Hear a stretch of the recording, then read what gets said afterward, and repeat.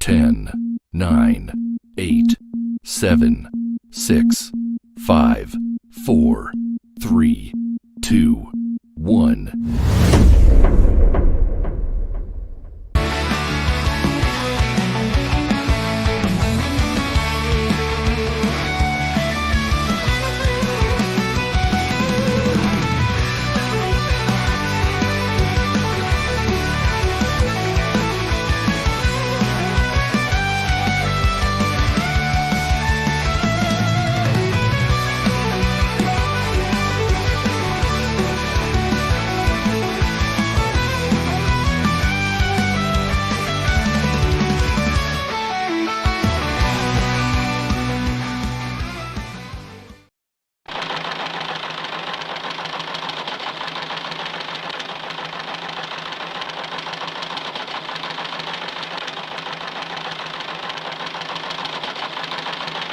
I offer you the contract to deliver him to me alive.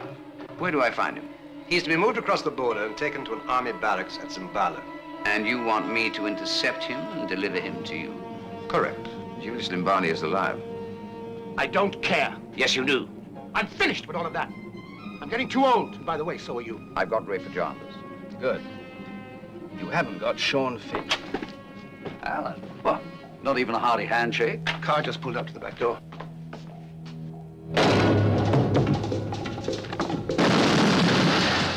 Sean. Sean Finn. How are you, Peter? Why would you be looking for me? With Taggart, age 42, sir. 12 years in the Black Watch, rank of sergeant. Blake, Jesse, Donaldson, sir. Whitty, Arthur, sir, age 43, medical orderly. The countdown has started for the Wild Geese, 50 steel-hard mercenaries. They train like dogs. They fly like birds. They fight like jackals.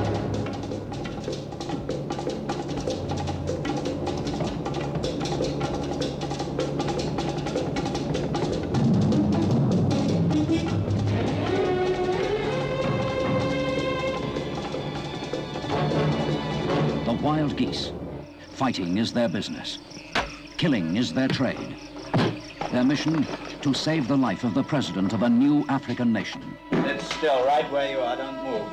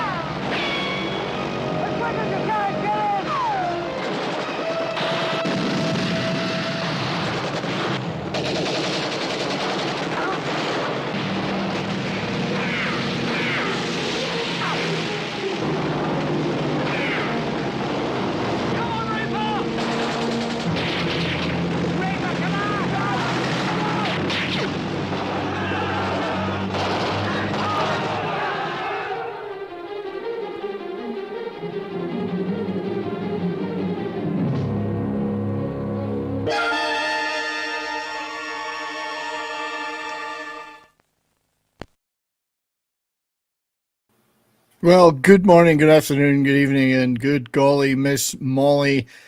Welcome to the show. Not so much a trailer there as a condensed version of the movie. Right. Today. That's the way the trailers were back then, though. It was like really 4 minutes. I actually edited that down because it was so long. Yep. Yes, welcome to the show where today it's all about guns, glory, and geese. Or cigars and carnage, depending on your viewpoint, or bullets, beards, and Burton. As we drop into, you see what I'm doing there? Into the epitome of British action of the 1970s, the Wild Geese, as voted by you, the chat, to be the movie for this week. That is democracy in action, and I had mercenaries standing by ready to reinforce that decision if necessary. So, but we didn't need them again. I kind of put my thumb on it a little bit. So, this movie is I mean, Joe, I know it's one of your favorites, and I'm sure top 5. Top 5 movies. Yeah. The 2 military movies I got on my top 5 are that one and The Hunt for Red October. I love both of those movies to the nth. Yes. Yeah, and I'm sure Pope is an appreciator of it in many ways too. Yeah, it's a little before my time, but it's still a really solid movie. I mean, the special effects are really good. The cast is awesome. I mean, it's World War II. What can you ask for?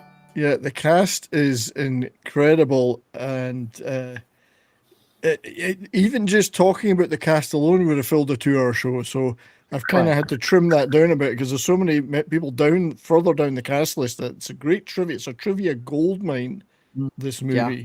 So I kind of, if I don't mention any actors in it or lower down the cast list and some of the shit they did, forgive me. Otherwise, I mean, I'm already surrounded by more notes than I've ever done for a show. I think it's ridiculous. I'll forget 90% of them. But we'll start out with a fun fact. The only way they got Richard Burton on that plane at the end was they told him there was a bottle of whiskey waiting for him. Yeah, there you go. It's the only way he could climb on the plane. There's whiskey waiting on that plane. So, yes, but thank you for being here with me today, gentlemen. As always, appreciate your presence. Thank you to everybody already in the chat. Hope you're all going to enjoy this one. I know that Tim and if 11 Alpha is with us in the chat, they will both be popping in there with a lot of the history that I'm going to kind of condense a little bit about the background to some of this movie, because otherwise, again, that would be like a 6-hour show if you really got into it. So we're gonna condense some stuff, but I'm sure Tim and Tim, who's very graciously already super chatted twice, super stickered. I think the first one was a sticker. No, it was just if it was a blank sticker. But thank you, Tim, for that $1. Tim has knowledge of this movie in some ways. Yeah, he sent me a picture. I'll look it up real quick. Yeah, well, I've got the picture and I'm going to show it. Apparently, he was busking outside the locations used in this film. Yep. He sent me that same picture. It's either that or he was in Swaziland at the time, I think, taking part in clandestine Rhodesian operations, possibly. I don't know. So thank you for that, Tim. And then there's also, as well as that one, you've just slipped another one in there. I do appreciate that, Tim. It does help keeps the lights on here. And by the way, if the show cuts out today, it's because there's a major storm going on overhead. It's passing over. So you might, if it cuts out, you guys are on your own. I hate this font. I don't know what's happened to it.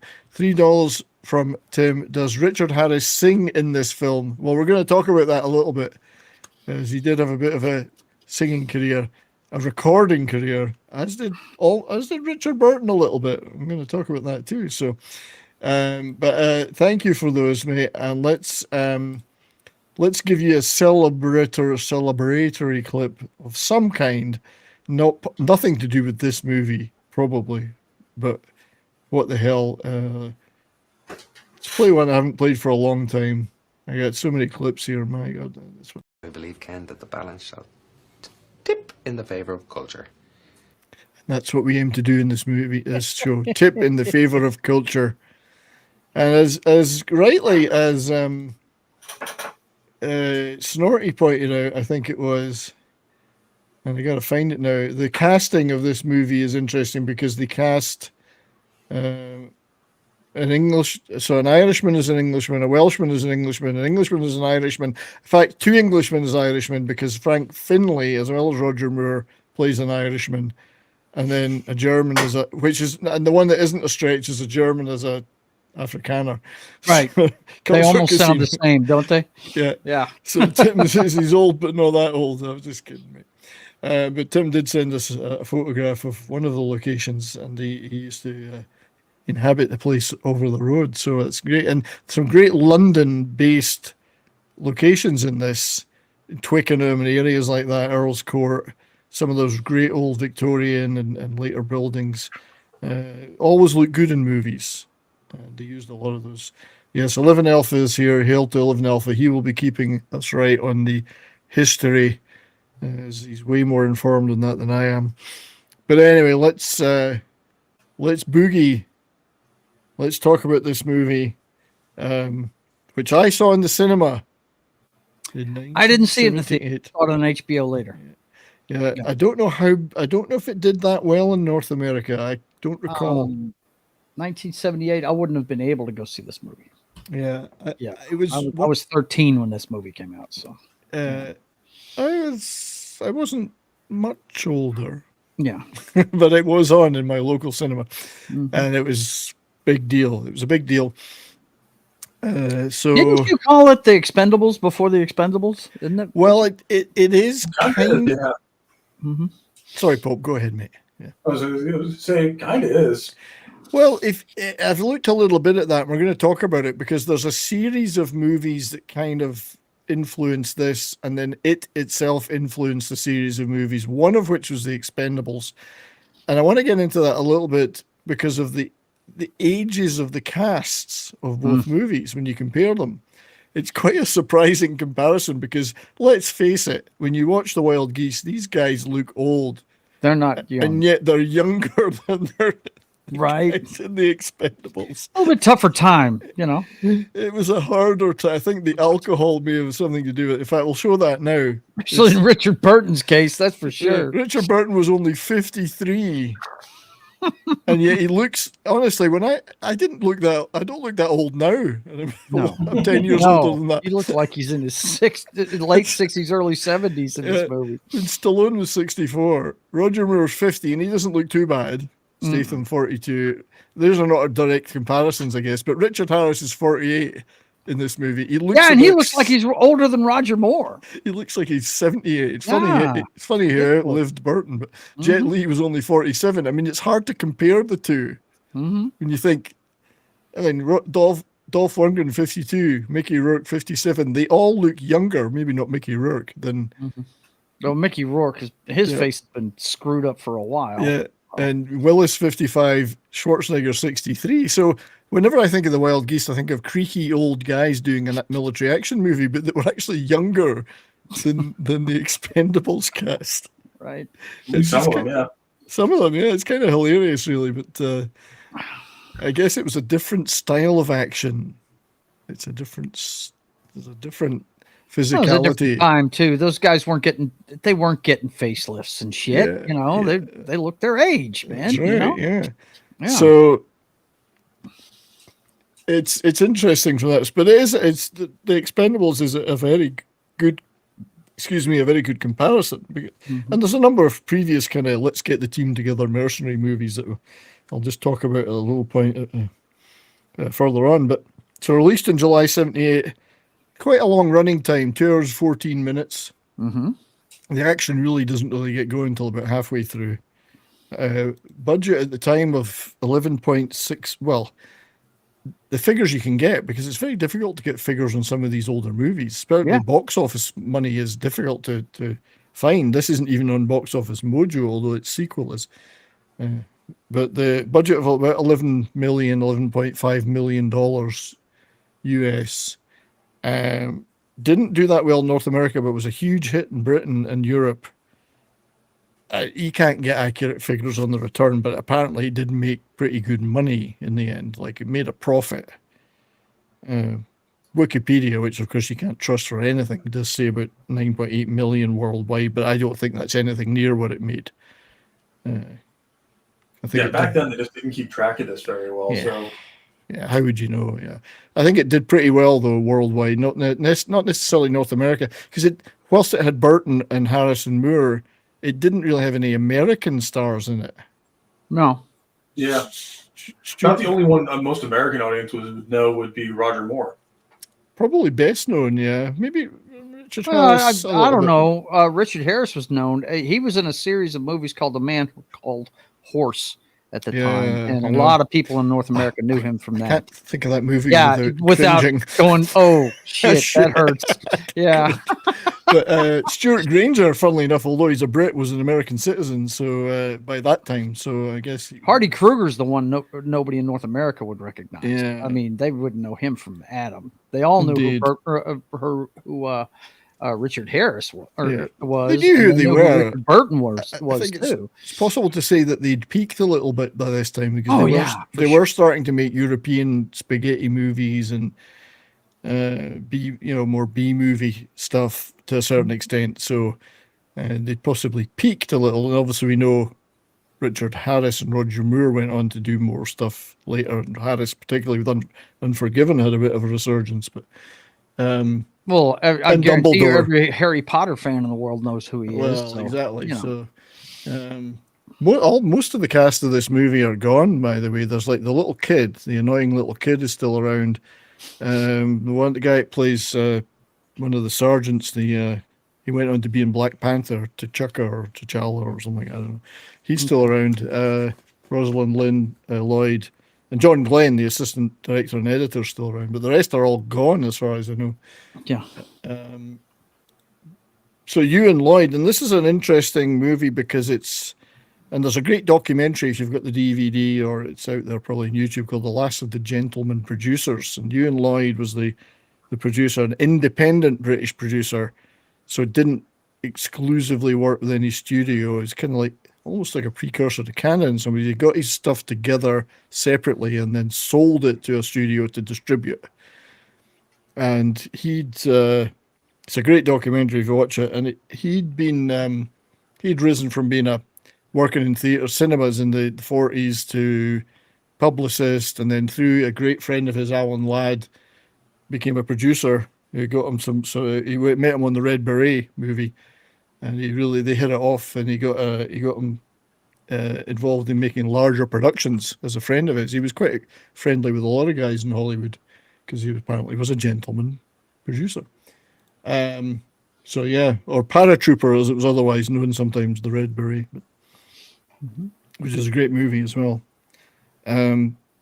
So Lloyd had worked his way up to he loved westerns, so he made a series of westerns as a producer. Shalako with Sean Connery in a western. Oh boy. How many women did he pistol whip in that movie? Well, I don't know, but they said he was bottom of this big casting list, and they went, I bet you he looks good in the saddle, so let's hire Sean Connery. And of course, he got to work with Brigitte Bardot, so he was quite happy. And Honor Blackman was in it too. So he was quite happy. It's actually not a bad movie, but he made a few other westerns, 3 of them, and then decided he wanted to get more into making a big budget military action movie, which turned out, of course, to be The Wild Geese. And he did that trick of getting the stars and the info about the movie and then using that to raise the money to then make the movie, the very Canon films. Right. And of course, he went on then to make Wild Geese 2. Which I've never seen. I didn't even know it existed. I've seen it, but yeah. Well, apparently Richard Burton was meant to be in it, but then unfortunately for him and contractually, he died. So that made it kind of difficult. Contractually, that makes putting in a movie obligated to appear somewhere else. Yeah, unless you're maybe J.T. Walsh, who can be in movies for 10 years after you die. So yeah, he had then this series of British-made action movies. This is nothing. Now, this movie, I only put it up here because it's nothing to do with the others. It's a completely different movie, nothing to do with Ewan Lloyd, but it uses the name Wild Geese, and it starred Lewis Collins, who was in Who Dares Wins, but it's actually nothing to do with the others. But they obviously wanted you to think about the Wild Geese because they put a red beret on one of them. That's right. So they kind of used the idea, but it was nothing to do with Ewan Lloyd. But I just throw it up there. And you know what? I've never seen this movie. Yeah. So, but it's got a similar idea with the cast. You look at the poster, yeah, all aging stars. Oh my gosh. So, Lloyd, and we'll get into the story and how all that came about as well after. But in order to make this movie with these guys he'd hired, he turned to Andrew V. McLaglen, try saying that name, veteran action and Western director, son of Victor McLaglen, who his son Andrew, because Victor McLaglen was in tons of movies with the John Waynes of this world and so on. Andrew McLaglen kind of grew up on those sets, and he made a lot of movies with John Wayne in later years. Directed him several times. Here he is doing Rawhide with Clint. Yep. Because he did a lot of TV, and I mean, again, you can make an entire show just about a guy like that. But he ended up directing some of these westerns that you and Lloyd really liked, such as McClintock, Shenandoah. Yep. So some real classics. Yeah. Yes. So he had a real background in westerns, but also action movies, Hellfighters. Hellfighters. Yeah. So he seemed like an ideal choice to manage a fairly big budget. It's a pretty big budget at the time, about 10 million. Movie with an ensemble cast with tons of physical action on site, you know. So. But another guy that's key to all this was John Glenn, who was the editor in the movie and second assistant director.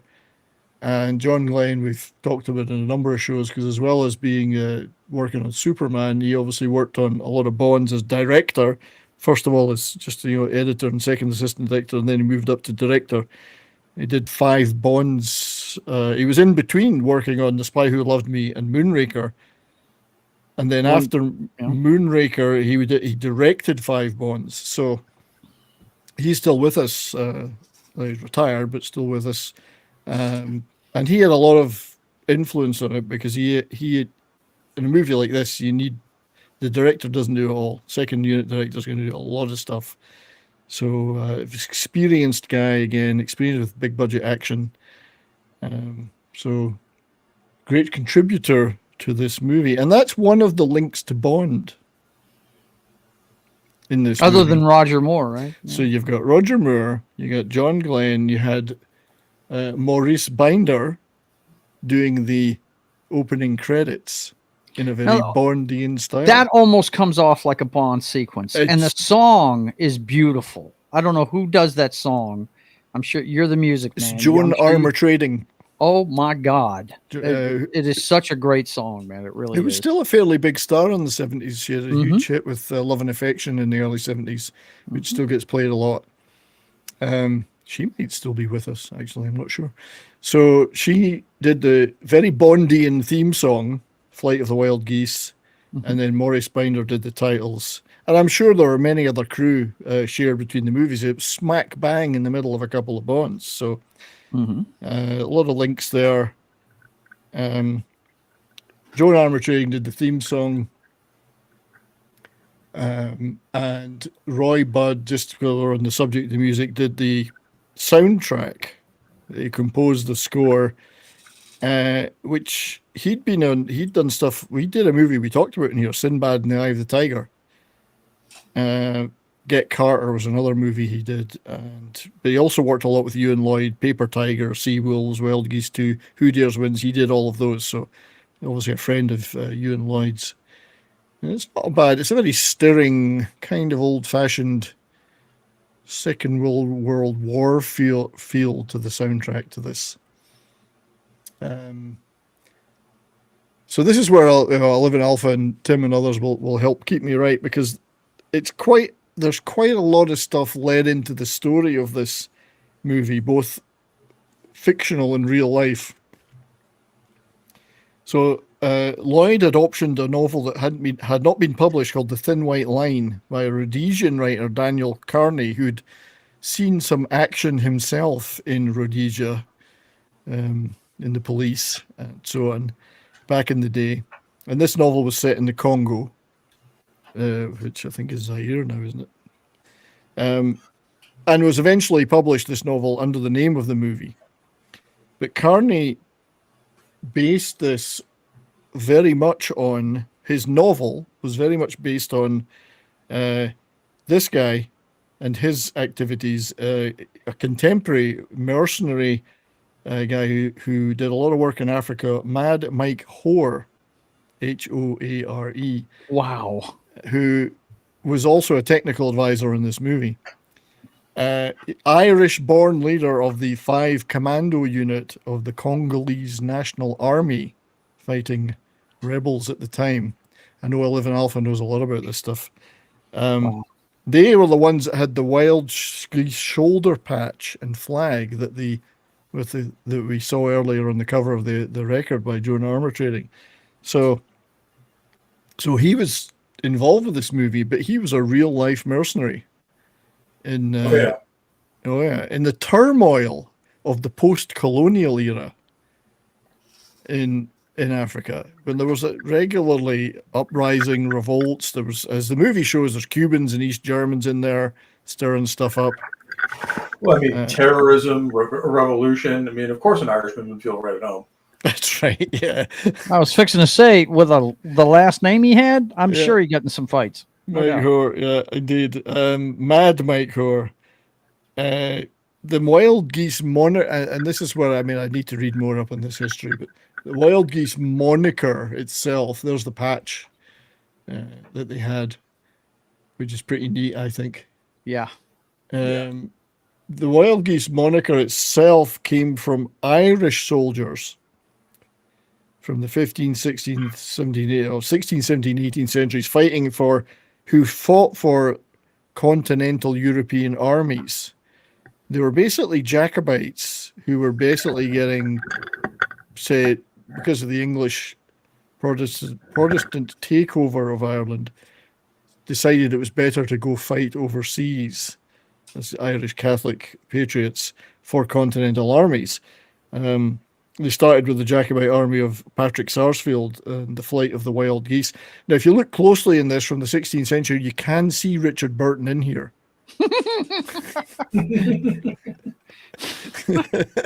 So that's where the name originally came from. It's a fascinating history, and I wish I really knew more about it.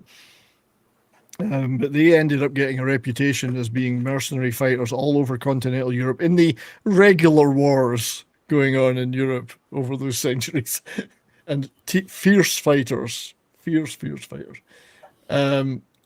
But also real world parallels were based on, because Carney based it on contemporary activity in Africa. For instance, the Congo crisis that Mike Hoare was involved in, where the newly independent Congo, I think it was a Belgian colony before, descended into civil war. Western-backed mercenaries were hired to support factions such as Moise Tshome here. It was mineral rich. So there was a fight over that, and there was democratic leaders fighting more dictatorial leaders. Mercenaries got involved, and it's a huge history all in its own right. And it's the image of white mercenaries parachuting into an African nation to rescue or protect Western interests that kind of mirrors the plot of the Wild Geese, because that was actually happening in real life. So it's pretty much all of these little brush wars, you would find either A, CIA assets, or B, KGB assets. Absolutely. And wherever one showed up, the other one would follow very shortly. Yeah. So whilst the colonial era was ending, there was still a ton of meddling and. Oh yeah, they decolonized, but it was still, are you team red or blue?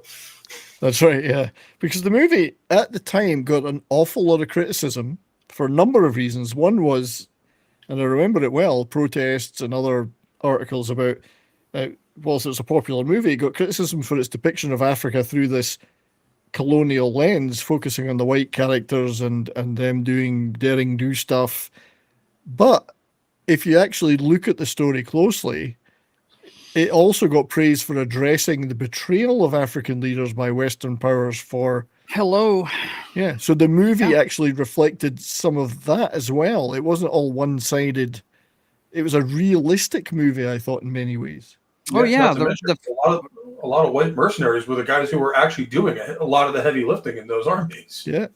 So, and the fact that they made it, the central reason they sent those guys in the first place was over the mineral rights. It's you know, it really gives it a reality to it. That's exactly the lens of the things that were going on that continent at the time. Well, if you're looking at what's going on in the DRC and Rwanda right now, that's exactly what it's over. It's the same stuff. They didn't sugarcoat that in the movie, I didn't think, and they didn't sugarcoat particularly through Hardy Krüger's character and his interaction with, and what's interesting is the minute that they get what they want, the whole story changes. We'll get into it as we do the movie. Yeah, because in the movie you've got Lumbani being betrayed and left for dead, right? Mirroring how real African nationalists who could have been sympathetic to the West, like Patrice Lumbaba, were abandoned themselves through outside shenanigans by foreign powers.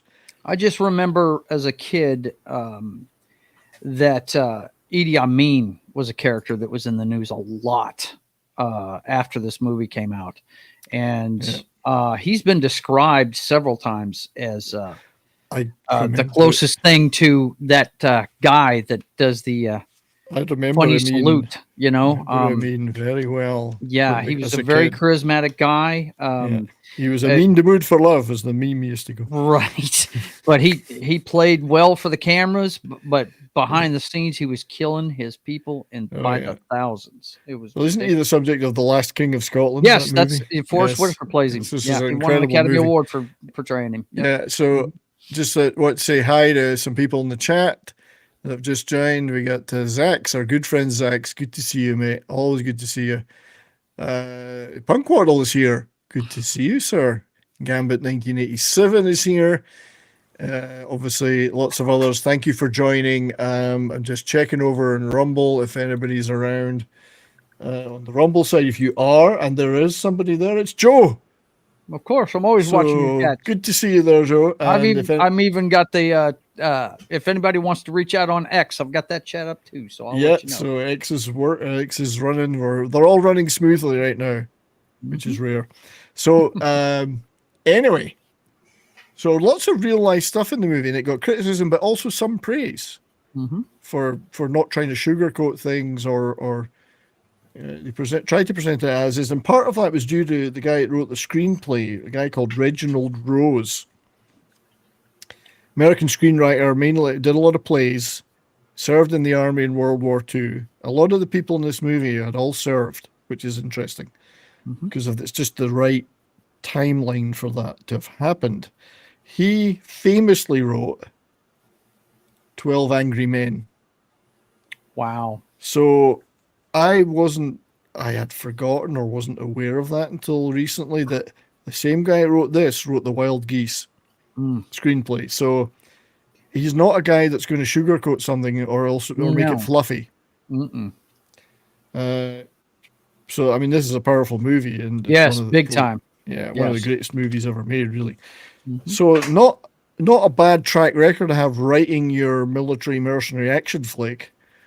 And he must have enjoyed it or worked well with you and Lloyd, because he went on to work on Wild Sea Wolves, Who Dares Wins, and Wild Geese 2 as well. So that's a pretty a high-powered director in Andrew McLagan, a great screenwriter. This movie's got a lot going for it behind the scenes. Oh, yeah. So location. This, as well as the African locations like Swaziland and the Transvaal, a lot of it was filmed in some nice areas in London. Yeah, Tim sent me that same picture. Tim sent this picture to us. Yep. Our good friend Tim in the chat. Tim says, if Idi Amin asked you to have dinner with him, you would be dinner. Right? No doubt, man. Yeah, people like to talk about that, but that's a common practice even today. That's right. Yeah. So the rather shabby hotel that I think this is the hotel that Barry Foster's character takes Richard Burton to, and he's like, "Is this it?" He goes, "Well, you got to keep you on the down low. You know, we don't want you in a fancy hotel." This is it was the Arlington Hotel in the movie. This is Courtfield Gardens and Barkston Gardens, Earl's Court in Kensington. I think that's right, Tim. Tim was took this photograph himself of this location. But there's also some other great places showing that, I mean, London's a hellscape now. Hell, the power's off there today, I believe. Matherson's house, the Stuart Granger's character, this is the external shots of it. This is the Royal College of Defence Studies in Belgrave Square. They use that for the exterior shots. It's down this road. In Belgravia, one of the poshest parts of London. That's cool, man. Indeed. You've also got things like when Roger Moore turns up for his assignment with the drug dealer to deliver some retribution. That's you can see in the background the Tower Hotel in Wapping is there. So there's lots of those locations being used. The rugby scenes with Richard Harrison's kid, that's Marble Hill Park in Twickenham. So plus, all the houses that they visit to recruit people, whatever. So they did a lot of shooting in this very nice parts of London. And then they went to Swaziland, I think, for the training, and then the Transvaal as well. So South Africa. So Limpopo, I believe. Has anyone got a Limpopo? Sorry. Who needs a limp pope? Nobody needs a limp pope. Limp pope? No. We don't need no limp popes. No. So before we get into the cast, and I'm going to have to, I had to say, like, there's so many trivia items for the cast in this movie. I got to keep it tight. So some of them we'll leave to the movie stills. There's some people that are in some quite interesting stuff. What kind of movies? I took a look at what movies I thought were influenced this movie, or prior movies that could be seen in the same genre, just because I'm interested in that kind of thing. So, there we go. Sorry, too many screens open. I've just made my screen go all blue here, and I don't know how I did that. Well, there we go. I've got it back. So you got films like The Guns of Navarone, getting the team together. We're going to go the team together. Sure, yeah. I think is in this, and there's dozens of them. Don't get me wrong. I mean, you could spend all day finding them. Some of the more notable ones that I like would be things like, and this is a more obscure one, The Secret Invasion, starring Stuart Granger. Wow. Which is a movie I haven't seen for all. It's a Roger Corman movie, pretty low budget, but pretty exciting. And again, it's kind of almost like a Dirty Dozen thing where they get the gang together. Oh, it's got Henry Silva. My gosh, man. Henry Silva's in it. Yeah, I see his face, and all I see is the Hitman and Sharky's machine. That's right. That's all I see, man. He's so great in that movie. But this was interesting in that Stuart Granger was a star. The Dirty Dozen, of course, are famous. Now, they were already in the military. I don't think they had to be recruited as mercenaries, but one of the greatest movies ever made. Ernest Borgnine, Charles Bronson. Just what can you say about a movie like this? Yeah, it's just killer. Such a great movie. If anyone's never seen this movie, and I'm sure you all have because we have a wonderful chat, it's required watching. Yes. If I was those Germans, I just would have thrown down my gun. I mean, you have Lee Marvin, Ernest Borgnine, Charles Bronson, and John Cassavetes on the other side. You're not winning this. That's right. No one's beating these guys. They're not all going to make it out, though. Spoiler alert. Yeah. Another more interesting one that's a little bit on the down low is Dark of the Sun, which is a North African one with Kenneth Moore and Rod Taylor. And Jim Brown is in this one. That's a really neat movie if you've never seen it. Yeah. Again, getting the group together to go into North Africa. Yeah. There's The Mercenaries. Is another name for that movie. So it's quite confusing because Dark of the Sun and The Mercenaries, but the name The Mercenaries has been used for other movies. So it starts to get a bit... I like this poster the best. This is a great one. Especially with Yvette Mimieux firing away up there. Man. The skirt or the shorts. Yeah. Yep. The Professionals, which is another great. This is Mexico, I think. There's Lee Marvin again. Yeah, Lee Marvin again. Robert Ryan again. He was in one of Guns and Navarone, I think. Burt Lancaster. That's another bit. Let's get a bunch of guys together, mercenaries, to go fight. And then, of course, Richard Burton's prior gig, Where Eagles Dare, which is still one of the greatest movies of this kind ever made, in my opinion. Which, again, I don't care how many guys you brought. We brought Clint Eastwood. We won. That's right. We've got Clint Eastwood. Game over, man. Game over, man. Game over. Game over. And wasn't Ingrid Pitt in this? Yeah, so it's well worth it as well. I might be getting confused. I'm pretty sure she was the busty barmaid. Another one that's quite unusual, which I haven't seen for a few years either, is a Michael Caine movie called Play Dirty, which, again, I think is a North African theme. So it's well worth a look if you've never seen it. Screenplay by Melvin Bragg, who went on to present a long-running cinema show on British television for many, many years.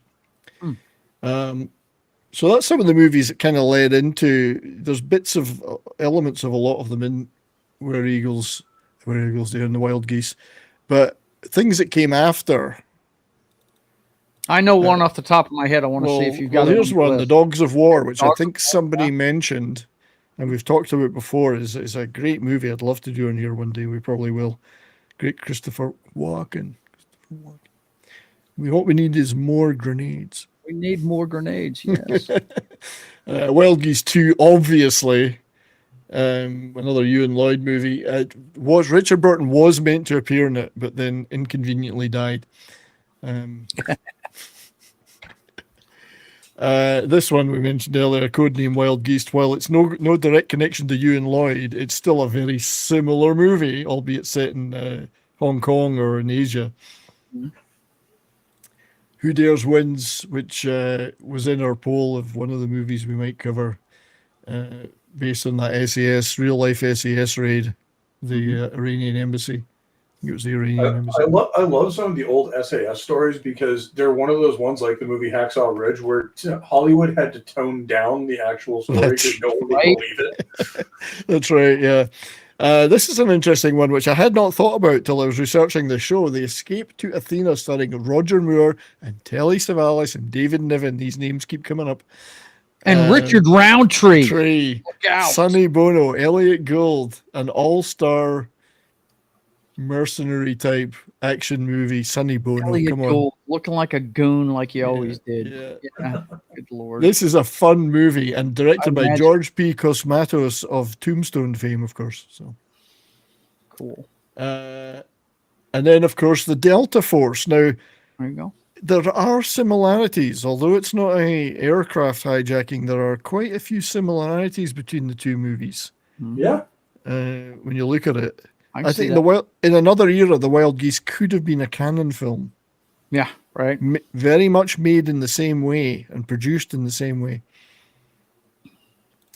And then another one that's quite interesting, which again I haven't seen. Another one about a team being put together. Yeah. Patrick Swayze when nobody knew who the hell he was. That's right. Gene Hackman, Fred Ward. I think we've seen his name a couple of times. Mm-hmm. Remo Williams. Remo, yeah, more of an extraction movie for prisoners, of course, but and then of course the Expendables and subsequent ones, which I think is the closest parallel. Yeah. But yeah, it's amazing when you look at it and you think some of these guys were older than the guys in the Wild Geese. Yeah, right. Is that your whole list? In the case of Jet Li, that's not really fair because he still looked like he was 30 in this movie. It's true. No, that is my whole list, but I'm saying there are dozens of these. This is just some of the ones I like. There's one that always comes to mind for me, and that is if you want to talk about soldiers on the African continent not going according to the script, I always think of Tears of the Sun with Bruce Willis. Tears of the Sun is potentially one I should have included, but these were just some of the examples. So it's when you look at the genre of sort of mercenary team-based stuff, these are some great ones I've enjoyed over the years, and I think the ones that came after did benefit from the Wild Geese's paving the way in many ways. So, but we talked a little bit about the cast, so let's look at that a little deeper. First of all, there is a documentary on the DVD, and I think it's out there on YouTube called I Love What They Did with This. Do you see what they did? Stars War. Stars War. And they even had a sort of Tatooine type backdrop. Right. The sneaky bastards. So this is the documentary making of. It's really good. Roger Moore has got some hilarious stuff in this to say about the cast. So there's one little clip I'm going to play, and he talks about, first of all, Richard Harris and then Hardy Krüger. So listen carefully, because this is quite funny. Well, they don't march in the IRA, you know. We had to teach Hardy Krüger as well. You know, all he could do was goose step.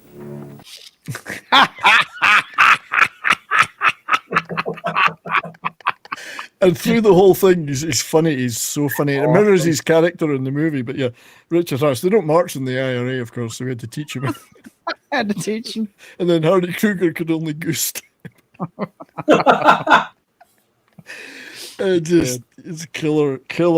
Roger is such a funny guy. Roger Moore. Yeah, he is. I was so pleased for him at the time that he got this movie with Burton and Harris. Yes, because they were in like serious movies a lot of the time, and he was seen as this handsome but more Bond action star. Mm-hmm.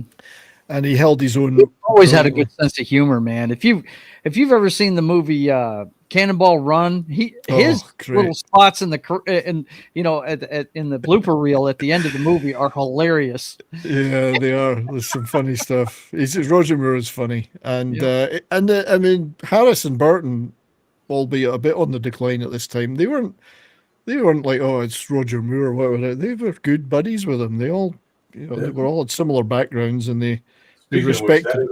That is a movie we need to do on the channel at some point. Is Cannonball Run? Yeah, we should maybe do it as a cult comedy crew episode. Right. Yeah, that would be good.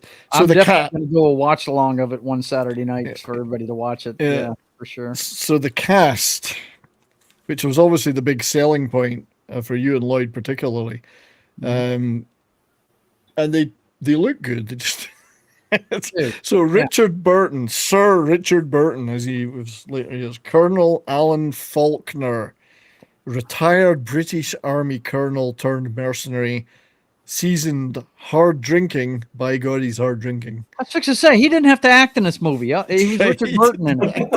The first thing he does everywhere he goes, the whole movie, man. The first time he sits down in any scene, he's drinking. Reputation for getting tough jobs done, pragmatic and authoritative, and as he says, I don't care about the politics. I do it for the money, whatever the job. Mm-hmm. But he's a little bit more caring than that. But he does. Weary but determined, and he's in it for the money, not the ideals. So, not in the best of shape. I can't believe he's 53 here. He looks like 73. Just like, come on. But hey, everyone needs the money. So, but I mean, heavyweight superstar. Oh yeah, particularly in the tabloids. Mm-hmm. And he'd done a couple of things before, which we'll talk about, that were more like this, but it wasn't his. So there's a couple of things he did before. Obviously, little known guy, Welshman, but I was known for marrying Liz Taylor twice. Married her twice, but it seems to me like they were together and broke up several times. They were too. Yeah, despite the fact both had dozens of marriages, I think that was the true. Yeah, but they were too tempestuous, and alcohol played a large part in their relationship. No doubt. It's honestly living in Britain in the 70s. Every day on the tabloids, it was Richard Burton and Liz Taylor. Right, it was worse than the royal family. But he obviously saw a couple of things in her. To marry her twice. Yes, of course. He'd done in his long and varied career. He could never be accused of being an action star. No. Really, but he had credentials in military action as far back as this one, the Desert Rats with Richard Burton. Obviously, the right set. Well, North Africa in this case, not Sub-Saharan Africa or Southern Africa. James Mason. I wish I could do it. I wish I could imitate James Mason. He's got such a unique voice, man. Yeah, and Robert Newton, who Keith Moon always did a great impression of. Yeah, as a pirate. All I see when I see him is Captain Nemo. That's what Nemo. I see. Yep. Yeah. This is another one, Bitter Victory, which is a movie I've only ever seen once, but again is in that kind of desert commando type raiding thing. So he had done some things. These are back in the 50s, of course. So yeah. But of course we mentioned Where Eagles Dare, which is probably the closest parallel for him in terms of military action. Again, he wasn't doing a lot of running about in this. No. He does hold a gun well, though. And speaks very wonderfully. And he narrated Zulu, which a lot of people forget. He was the narrator on Zulu, although he's not in the movie. He does the narration, that voice. So, hang on. I think I've got a Zulu clip. Well, Chin Chin, do carry on with your mud pie. So he had a recording career, though. We're going to talk about Richard Harris, but if you've never heard this album, this is 1978's War of the Worlds by Jeff Wayne, not Jeff Lynne, Jeff Wayne. One of the greatest albums ever made. Yeah. It is fantastic. Phenomenal. Richard Burton narrates it. No one would have believed in the late days of it's just brilliant. Yeah, if you've never, he's right. I hadn't thought about that in years, and it is a unique album, no doubt. Very unique. Musical version of War of the Worlds. It's got Phil Lynott, David Essex, Chris Thompson, or Manfred Mann. A bunch of great session musicians. A lot of great musicians worked on this thing. Yeah, it's Justin Hayward, Forever Autumn, that kind of stuff. I had that album when I was a kid, man, because I was a big fan of the story. Yeah, I've got an expanded version of it, and you can see live orchestral productions of it by Jeff Wayne. It's just brilliant. One of the best albums ever, I think. So Richard Burton played a large part in that with the beautiful his voice. Everybody could recognize him by his voice. Yeah. But there's also, of course, Roger Moore. Bottoms up. The face. My name is Bond. James Bond. So Roger the Moore. bunch. Yeah. The face, yeah. So the one that looks the closest to being able actually to do the action, even though he was about 50 by then. Second, so he plays Lieutenant Sean Finn, Irishman that sounds suspiciously like an Englishman. Yeah, he doesn't sound very Irish in the movie. Yeah, second in command, pilot and roguish mercenary, former British Army officers, charming playboy type mercenary, living above a casino, which is handy if you're a playboy, entangled in shady dealings, but skilled as a pilot and as a fighter, a very cool fighter. So he's vital to the mission. He has most of the comedy. He has most of the quips. Right. In this film, he's got lots of fun quips. And the backstory, they show you what's going on in these guys' lives, except for Richard Burton. He just drinks. But friggin', they show you what's going on in these guys' lives during the movie, and he has the best story going on before they go. It is awesome, man. He has the best story. He's got the best lines. He's really holds his own. He's almost, to me, the star of the film above the other two. Yeah. The other three. He's got all the funny lines. Now, would you mind telling me what you're doing here, thank God? If we live, I'll tell you about it. Idiot. Clown and idiot. You always were a flatterer. So he's got this... There's funnier ones than that, but that's... oh, yeah, there are. So Roger Moore, obviously, in the middle of between two Bond movies, big star. I'd forgotten he was in Maverick because I didn't watch the original series. Yeah, and that's way back. He looks pretty good with the gear on, the Western gear.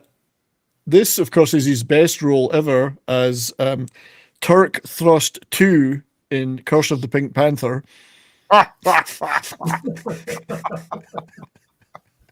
Again, a role I'd forgotten all about. Turk Thrust 2.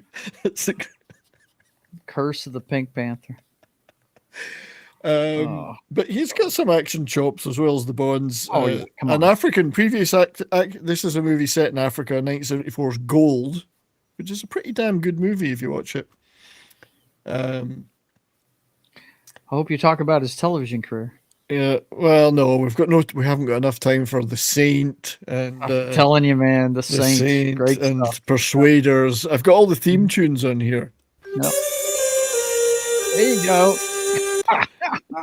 I even had the Avengers somewhere, I think. Oh no, I've got the Persuaders. Sorry, Persuaders. John Barry theme, the Persuaders, brilliant. If you listen to the whole theme, it's brilliant. Shout at the Devil. I like the name. Shout at the Devil, which is a Wilbur Smith with Lee Marvin. He was everywhere, man. Yeah, so great movie. Again, look, he's got a bottle of booze in his hand. Yeah, so check that one out if you ever get the chance. Shout at the Devil, wonderfully overlooked movie. Because he was trying to do other stuff other than Bond, and he had a few big movies. They might not have been like blockbusters, but they did quite well. And then, of course, there was North Sea Hijack. Yep. This was after Wild Geese, I think. Again, great role for Roger Moore. Wasn't this on your list? It was on the list of two. It's going to get done one day. We're going to do it one day. And then James and the Sea Wolves, of course, with David Niven. So Moore had some chops in big budget action, as we know, especially with Bond. Now, Richard Harris, again, an Irishman playing an Englishman. And in fact, that's what he seemed to do a lot. Not always, but a lot. A lot. Hail Admiral Teague and Big Dave K is here too. Hail to the guys in the chat. Hope you're enjoying this. We're deep into the trivia part of the show now. Richard Harris, who, quite frankly, probably couldn't move without a drink at this point. And he was only like 48 or something, I don't know, or 43. He wasn't like he was old. But he looked it. He did. Obviously known, but his character, Rafer Janders, or I kept thinking Richard Burton was saying Rafe Pajamas. Rafer Janders, yeah. Mm-hmm. Rafer Janders, tactical planner and intellectual mercenary with a heart. I was fixing to say he's Richard Burton's conscience in this movie. He is master strategist, former British Army officer, close friend of Faulkner, and has a young son, Emil, who would probably have really enjoyed himself at an upper class English boarding school. Let's put it that way. Or a Victorian orphanage. He would have had a rough life. But anyway, Dumbledore. He was the original Dumbledore. Because he did outlive many of the people in this movie, which is surprising. Right? Because he looked the oldest out of all of them. He too, of course. I mean, he was legendary Hellraiser, Gladiator, Unforgiven, Camelot, tons of great movies, obviously Dumbledore, and a great recording career because he left a cake out in the rain, which I've never understood. What was that all about? I don't think that I can take it because it took so long to bake it. This was when 60s movie stars like had to make a record. Yeah. MacArthur Wasn't Park. just them. My dad's got one signed by him. It's what is the name of it? I think the name on it's Muhammad Ali, but he signed it Cassius Clay, I think. Oh, well, it's even better though. And it's an album that Muhammad Ali made. He's got it hanging up in his house. Yeah. They all had to do them. Shatner, Nimoy, many others. To be fair, Shatner's is brilliant because he just did not take it seriously. It just went straight over the top. It's fabulous. So, as well as his singing career, and I think that was in the 60s, but he did A Man Called Horse and all that stuff. His previously military action chops. He was, I mean, I don't know. He's in the Guns of Navarone. You can see his name just at the bottom. Yeah, I think he down on the bottom right. Yeah, he played a squadron leader. Yep. Here he is playing a squadron leader in this, and so it's not a big part, but he is in it. I'm not sure how much screen time he had with anybody else, but he's certainly in it. He had also done a movie which I think I've seen once on television called Juggernaut. Juggernaut, yeah. Which is now I want to see it again though. I really want to see this again because the poster is fantastic. Yeah. And he had a bit of a jaunt to Africa with Golden Rendezvous, another Alistair MacLean movie. Which, really? Again, I think I've seen once on television. And now I want to see it again, particularly because of the poster. Dude, the chick is pretty. Who I'm assuming is Anne Turkel. Oh, The Fugitive's in it too. David Jansen's in it. Yeah. What I like about this poster is it's a double bill with a Carry On movie, which if anybody knows British comedy movies. Wow. It's quite the double bill. Carry On movie and an Alistair MacLean. Anyone that's ever seen it tells me, is it any good? So tell me, is Golden Rendezvous any good? But it's a military action thing. He was kind of doing this more low budget stuff by then. Alistair MacLean was like the Tom Clancy of his time. Yeah, I read every book he ever made. Mm-hmm. Every book. Dynamite stuff. Yeah. Mm-hmm. Fourth one of the officer class in this movie is Hardy Krüger, Lieutenant Peter Coetzee. Real quick, before you step towards him, I just want to say something about the trio at the top of the bill in this movie. Yeah. I think they rank up their chemistry-wise as like Kirk, Spock, and McCoy. I just think that they played so well together as guys that knew each other so well. It was just it was brilliant. I just wanted to make that point before we moved on to the other guys. And I think it did work, and I mean they all knew each other very well, the three of them, so it did work. The kind of the outsider, I guess, is the fourth one, Hardy Krüger. Yeah. Peter Coetzee, South African mercenary with initially some very strong views. Yeah, very strong racial views. Yes, words that we can't use in this stream. Right? Yeah. South African ex-soldier. He's tough, skilled, non-PC worldview, although he has the biggest character arc. Yes, he does. It's a great character arc. And at some point, he does say, I don't care about these people. I don't like killing people for the sake of it. And they're not in my country, so I'm not good with that. So there's a lot of the South African character arc in this, and his relationship with the president they're saving. And we got and to put it in the right perspective, this movie takes place during the time of apartheid. It does. Yes, and that's part of the friction between him and the president in this entire thing. He doesn't sugarcoat. It does not sugarcoat that stuff, and there is some language which you can't use on streams like this. I do like this quote by the way from Smile. It's Golden Rendezvous sounds like the title of a suspicious German porn. Sounds kinky. It's a niche porno. Yeah. So anyway, the other thing that was controversial and always dogged Hardy Krüger in his career was that his family, he was born in the 30s in Germany, were fans of Austrian artwork. They were Austrian art lovers around the 40s. They were Austrian art lovers before he saw the light in later years. Leaving all that aside, though. Just talking about his career. He had an extensive career in German movies, then did some American and English stuff. He's in one of my favorite movies, which is The Flight of the Phoenix, where he also appears with Ronald Fraser, who's in this movie. Great movie if you've never seen The Flight of the Phoenix. Fabulous stuff. He did have a part strangely enough, as a German officer, SS officer in A Bridge Too Far. But then again, just about everybody was in it. Apparently not Burton, Harrison Moore, though. No. Which is weird.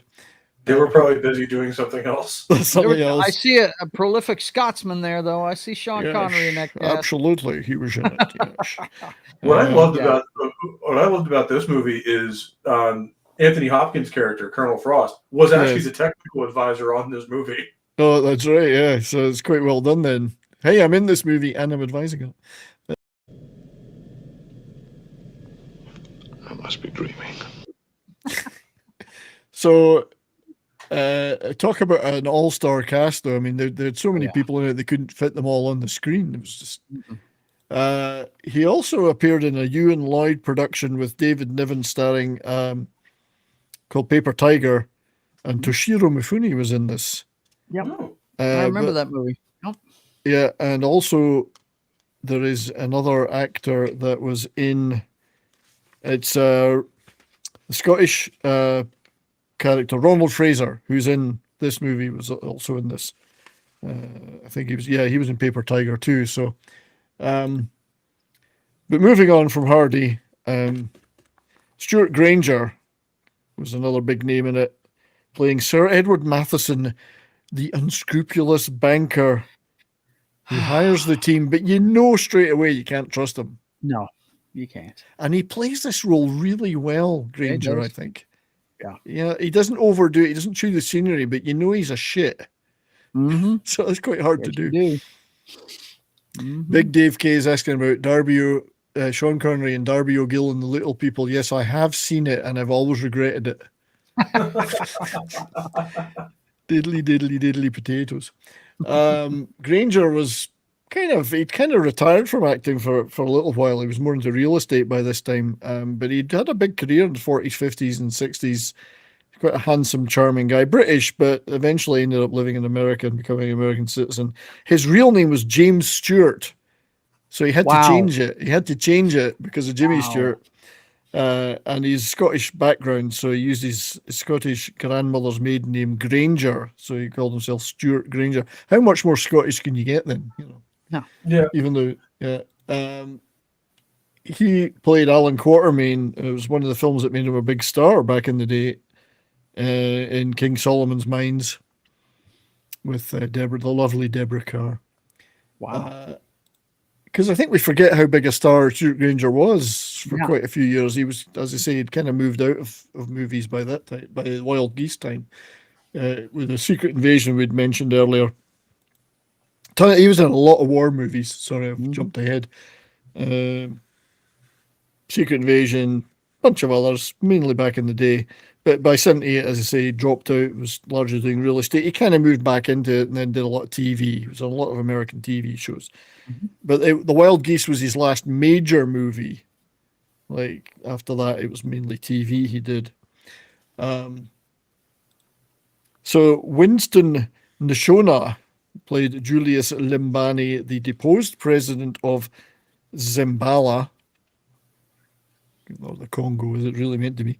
Principled leader, but with some physical weaknesses, imprisoned by a corrupt dictator. He's critically ill and facing execution, although the public all believes he's dead already. Yep. Makes his rescue is the mission's objective, because Matheson wants to get the copper mining out of the country. Thinks this guy's the way to do it.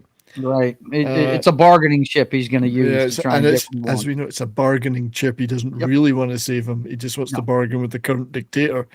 And he kind of mirrors Patrice Lumbaba, a real-life African leader.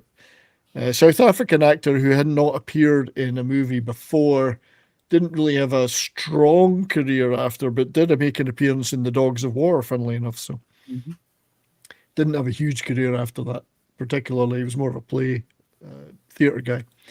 Now, this guy's my all-time favorite in the movie. You can't remember. If you watch this movie, you will never forget this dude. Him and the medic, you will never forget. Everybody loves training sequences even in a movie, in a military movie, and this one is one of the best. It's one of the best sequences in any movie of this kind. This is Jack Watson, the actor, playing Regimental Sergeant Major Sandy Young. Some of you know me already. Those of you who don't are in for a great big surprise. And those of you who do can expect an infinitely more horrible time than they care to remember. And he just goes from there. This must be an edited version of this movie because he said great big fucking surprise. And I saw him. He just say fucking. Let's try for our first heart attack, shall we? He just say fucking roses at one point, and then he also uses some rather unkind names towards certain cast members. Right. Captain Jander, sir. If you do not get up and run, I will personally string you up by the balls. Do I make myself understood?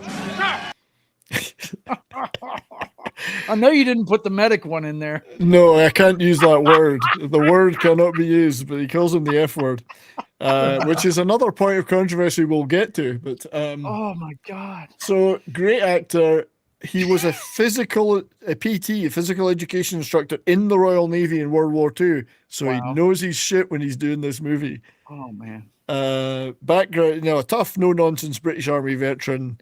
He's disciplinarian. He's the trainer. Key figure in preparing for the mission.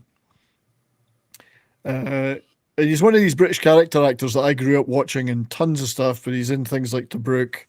Yeah. Was in Juggernaut with Richard Harris as well, actually. He's in Mackenzie Break, which is another great military movie. The Devil's Brigade. Oh, wow. He's in this one. So he's got a ton of military movies under his belt, as well as a lot of TV in Britain and various other movies. So a great actor, and he really makes that sequence, that training sequence, is just Oh one my of the God! best. Well, I'm sure Pope will back me up on this. It's a believable training sequence. The first thing he has them doing is running straight forward as fast as they can, and then hitting the deck. Oh, and yeah. that's one of the most punishing things you can Right. do, man. And he has them do it over and over and over he again. spares nobody as Yeah. well. Here's another clip. Go! That was ludicrous, sir. You are jumping from an aeroplane, not a whorehouse window. What do you think he is, Mexican Iron Man? That's Oh my God! that's funny. I love those clips. So anyway, he had a great background. The character we were about, the bundle of sticks. But he's awesome. This He's awesome. this was another point of controversy because Kenneth Griffith here plays medic Arthur Whitty, and there were people saying, "Oh, what a stereotypical portrayal of a gay guy, and it's terrible." And it wasn't terrible at all. No, he's was a awesome. hero. Yes. He's a fighter. He's openly gay, and all the other guys in the movie are no problem with it and accept him, welcome him into the fold because he's an old comrade. He's admired by his colleagues, heavily But admired. you got to remember, at the time, it was not cool to be that way. Now they were starting to come out of the closet. It was the days of the Village People and disco and everything. But But I mean, they said it was a stereotype, and I don't agree. He dies like a warrior. Yeah, he does. He goes out like a champ, man. Yeah, He really he's does. a fighter, and to me, it's a great portrayal. I understand what they're saying about some of the chat and the mannerisms, but he dies like a true warrior in this movie, defending his comrades and allowing them to escape. And and Kenneth Griffith himself, I think he did a great job. And the trainer, look, he can't show the scene because of some of the language they use, but to get this guy on his feet, he threatens to sew up his asshole. It's hilarious. That's man. hilarious. But I love how the guys are at the end when he gets the knife out and they're all attacking him with the machetes. He goes, "You look at you, beautiful big bastards. If we could have been friends."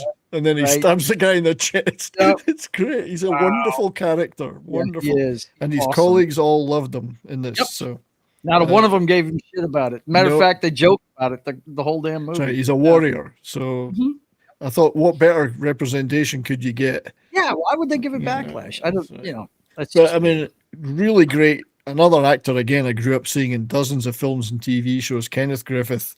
The best Titanic movie, A Night to Remember. He was the radio operator in it. Still don't care when anyone says this is way better than Titanic. He was also in The Seawolves and Who Dares Wins.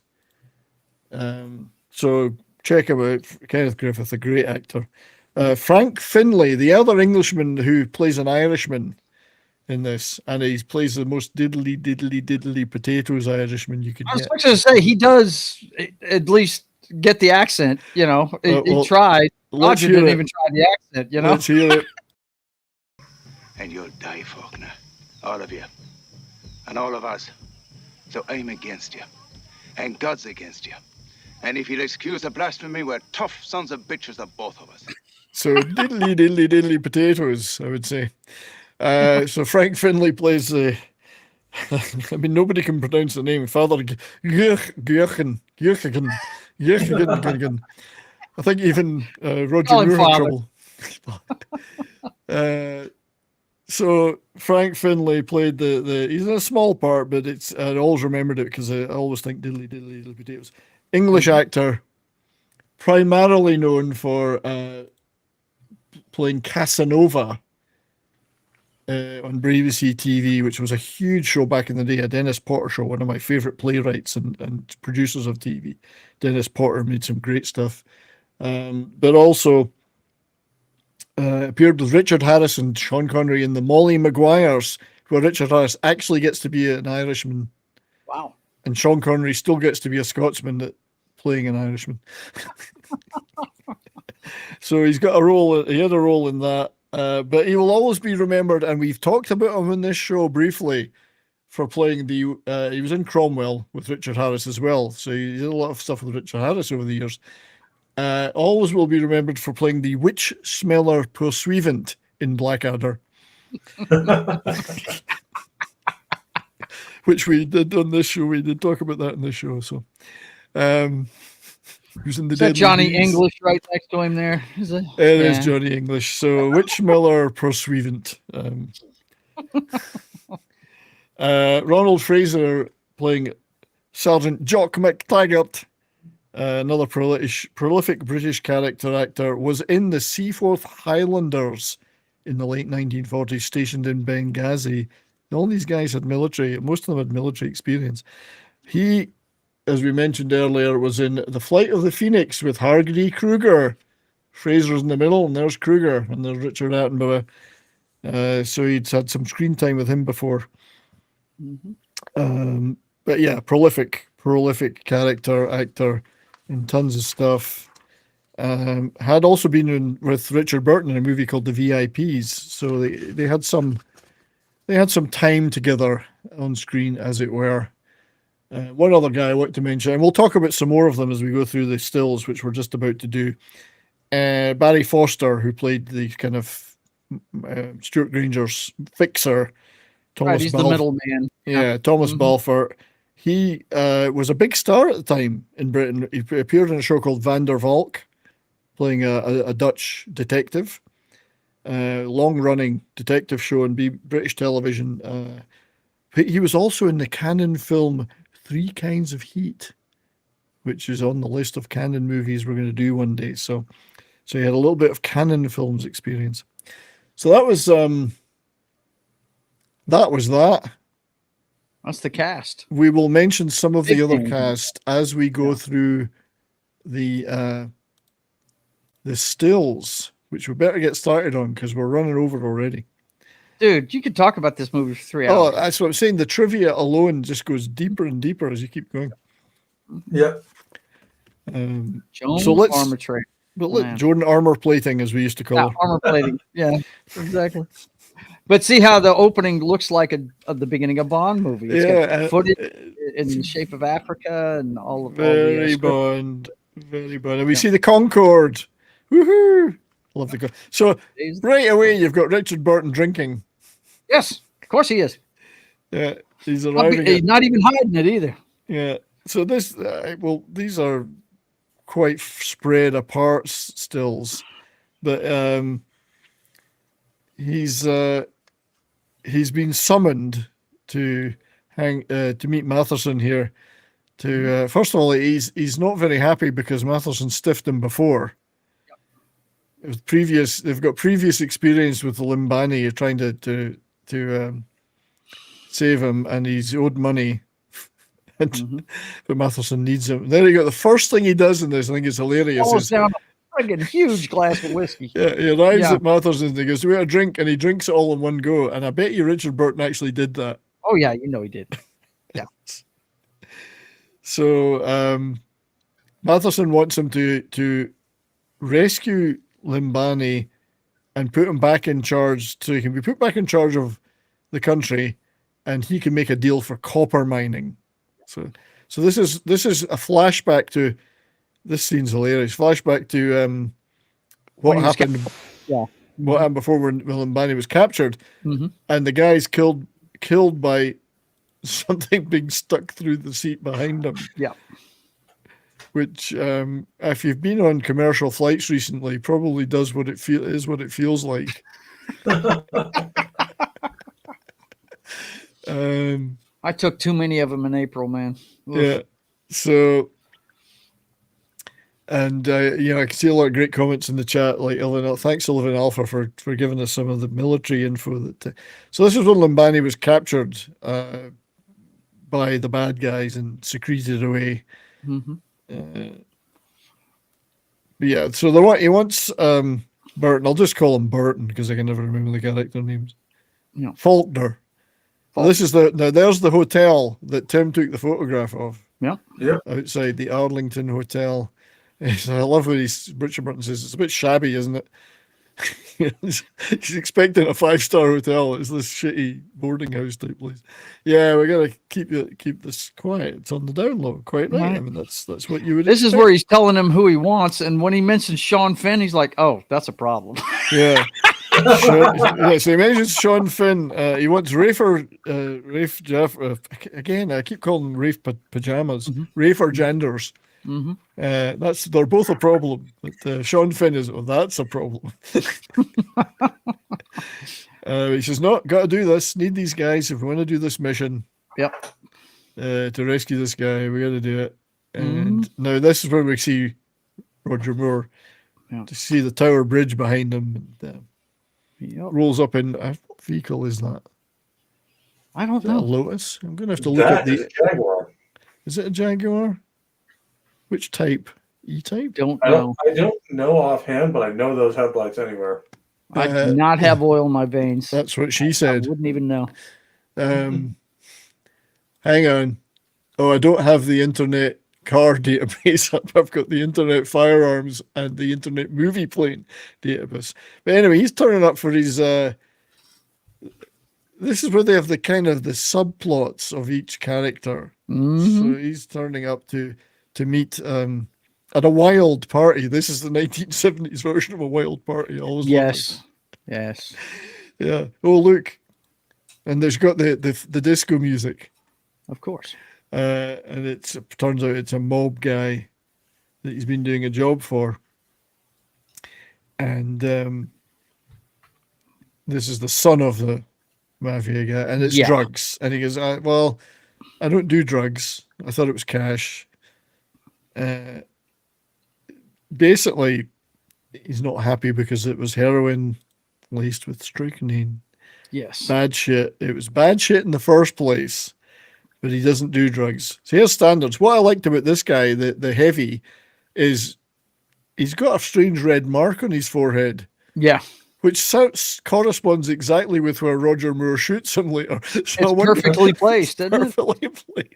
It was a target for him to aim at. Yep. But he's telling the story of a 19-year-old that died. Yeah. I told you I don't do drugs. Yeah. Because he wants to make Barely 19. He puts all the stuff in one bag and he wants them to eat it. Yep. Because he may be a playboy mercenary, but he's got standards. And I think he says the line, was it, now listen carefully, you're going on a long trip, but I'm not sending you alone. I've put enough heroin in your veins to kill a horse. Yeah. And it's got strychnine in it. A little suffering is good for the soul, he says. Good for the soul, yeah. Because he's put strychnine in it. It'll last about 20 minutes, So anyway, he's as a result, a contract is obviously put out on him, which is part of the complications. Then we switch to Richard Harris's pajamas character, who's living the ideal life as an art dealer. And he has this, as I say, that kid goes to a private school, boarding school. So I'm probably going to be late starting the show. Sorry. So anyway, that kid is I don't like the whole kid subplot, but that's just me. That kid will be popular. It would be popular in a Dickensian workhouse. So Burton turns up to try and persuade him to, and he's made a deal with this kid. He's taking him to Switzerland skiing over the winter holidays, Christmas holidays. You just know that's going to feature later. There's going to be some disappointment. He had enough horse to kill a horse, as Davina says, isn't it? And he doesn't want to do it because he's got principles and he's got his son and blah, blah, blah. He's playing Monopoly in that, isn't he? But Richard Burton's character knows him well. He knows what it's going to take to get him in.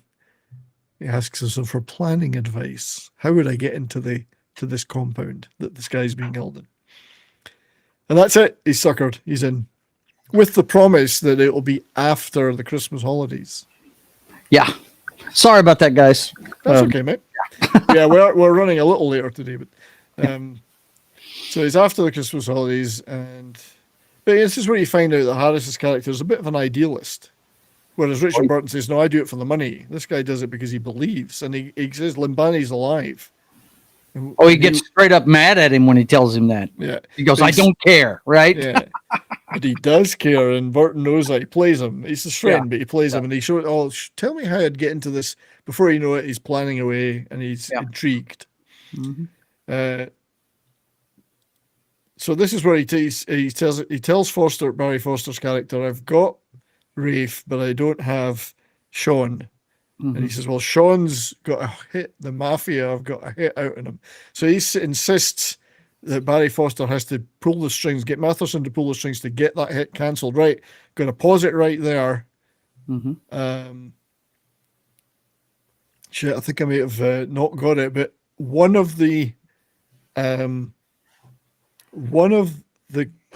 girls that's at these tables, not this one, is Valerie Leon from the Hammer horror movies, star of many Hammer movies, who we've mentioned on our shows a couple of times. She's playing one of the sort of like a non-speaking part. I think he asks, she's maybe at this table. He asks where's the girl they're looking for, Sean's girlfriend, and she says no, she's over there. So a little bit of a bit part for Valerie Leon in these scenes. That's her there. There she is. Yep. Yeah. So, star of many a Hammer film, and we have mentioned her in a few. So this was actually Ewan Lloyd's daughter, Rosalind Lloyd, who did go on to have a fairly long career in British TV and some movies.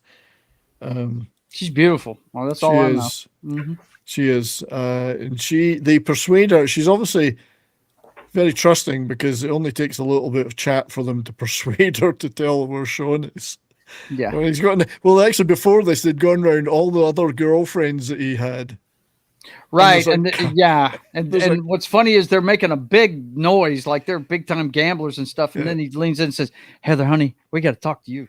Yeah, that's right. But every other girlfriend, he's got 9 girlfriends, and they've gone around them all, and there's a car outside every one of them. Right. The mafia.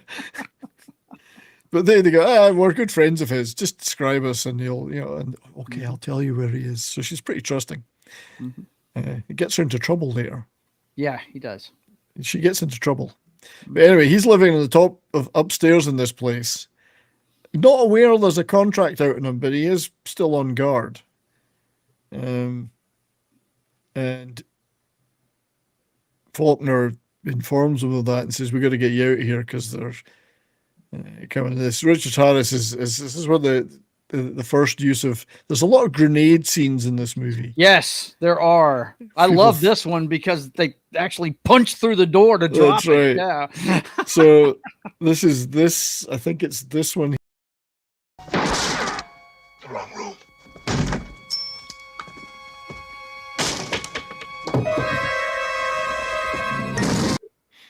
And you can always tell grenade scenes in these movies of this era because it meant people flying through the air. Yes, of course. The concussion was enough to just blow people off their feet. Yes. Indeed. So he does say, Burton asks Richard Harris, I'm sorry, forgive me, I'll just use the actors' names. The more I remember them easier. He says, what have you got? What are you carrying? And he's got a gun in one pocket and a grenade in the other. He says, I feel it kind of balances me. Yeah. What do you got with you? That's right. Got a pistol and a grenade. Balances me up, Yep. So it's kind of the first, they're getting into the action. Meanwhile, Matheson's meeting with the mob boss to say, if you don't call this hit off, your family will be all over. I control newspapers, and your picture will be in every newspaper tomorrow, blah, blah, blah. So he does get the hit called off, and there's a great line after this, because these guys, first of all, they do the wrong room, then he punches the thing, drops a grenade, they die, and then the others downstairs go, oh, the hit's been called off anyway. So Richard Harris says to the 3 dead ones, he goes, the contract's lifted. Of course, if only you'd waited 3 more minutes. Yeah, right. That's right. You wouldn't have been dead. Right. So they're off, and Sean Finn is he's got to go check on his girlfriend. Yeah, who's mysteriously changed her clothing in the space of a minute. Right. I think it's meant to be maybe a few hours later. I don't know. He got smacked but around. It seemed to me it was in the same timeline, and yet she's wearing completely different clothing. So, stun grenades. Yeah. So they recruit Sean, and they're discussing that it's not a line of clip. They're discussing his motivation. He says, "I don't particularly like Africans, but I can't stand communists." So he wants to get involved. Fair Vicious but fair. Now, this is a fun scene because they're talking about their planning, and with Barry Foster's character, and this mysterious bearded man is in the room, who's played by a great actor called Patrick Allen.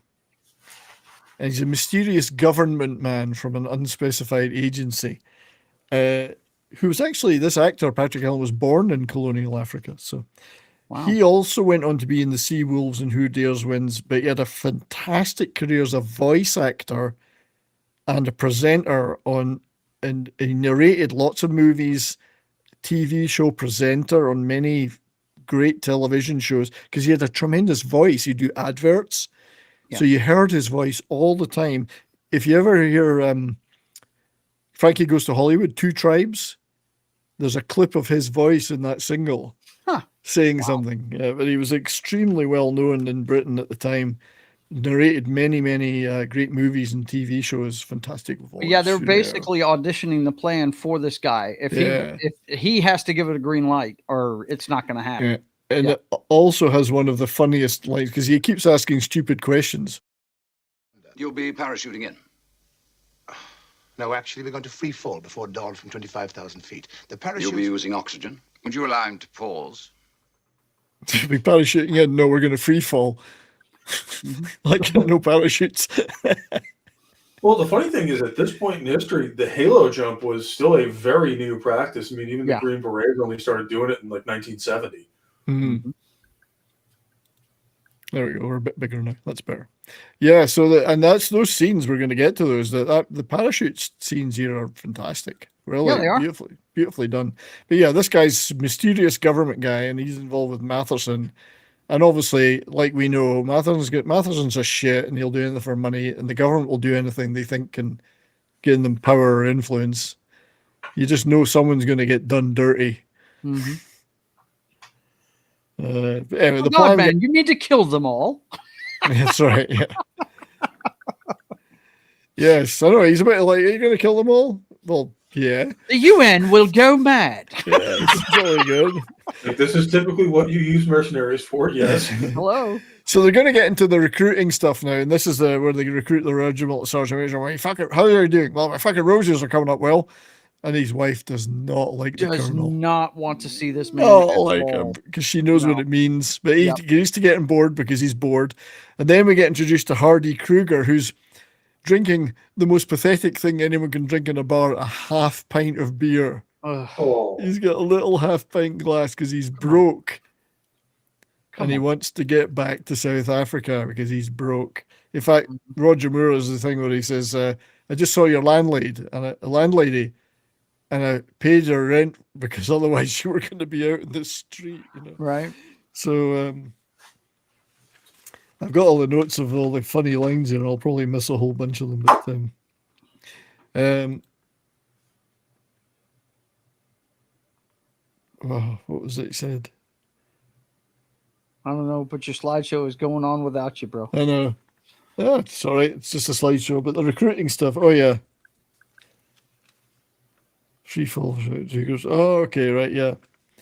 But anyway, the plan, as we were talking about the plan earlier, involves two groups, split into two groups. One to take care of the airport, which they need to get out, but one to rescue Limbani. That becomes critical later in the plot. But anyway, they're interviewing all their guys. Need 50 guys in total, including themselves. They're all ex-military. This guy is John Canny, who is still alive, unlike most of the rest of the cast. Sergeant Jesse Blake. He played T'Chaka in Captain America Civil War and Black Panther. So he is still working. He's got some funny stuff here because he says, I can't even afford a haircut. And can you advance me £20 because I need to get my haircut? And she does it by the inch. By the inch, she grabs his hair afro, she charges by the inch. But yeah, he's one of the few cast members still with us to this day. Yep, I recognized him in Black Panther. Yeah. Oh, I love what they said about one of the earlier guys. The first guy they were interviewing, it says, if his backbone was straighter, his back would snap. Right. He's stunning the attentions. Yeah.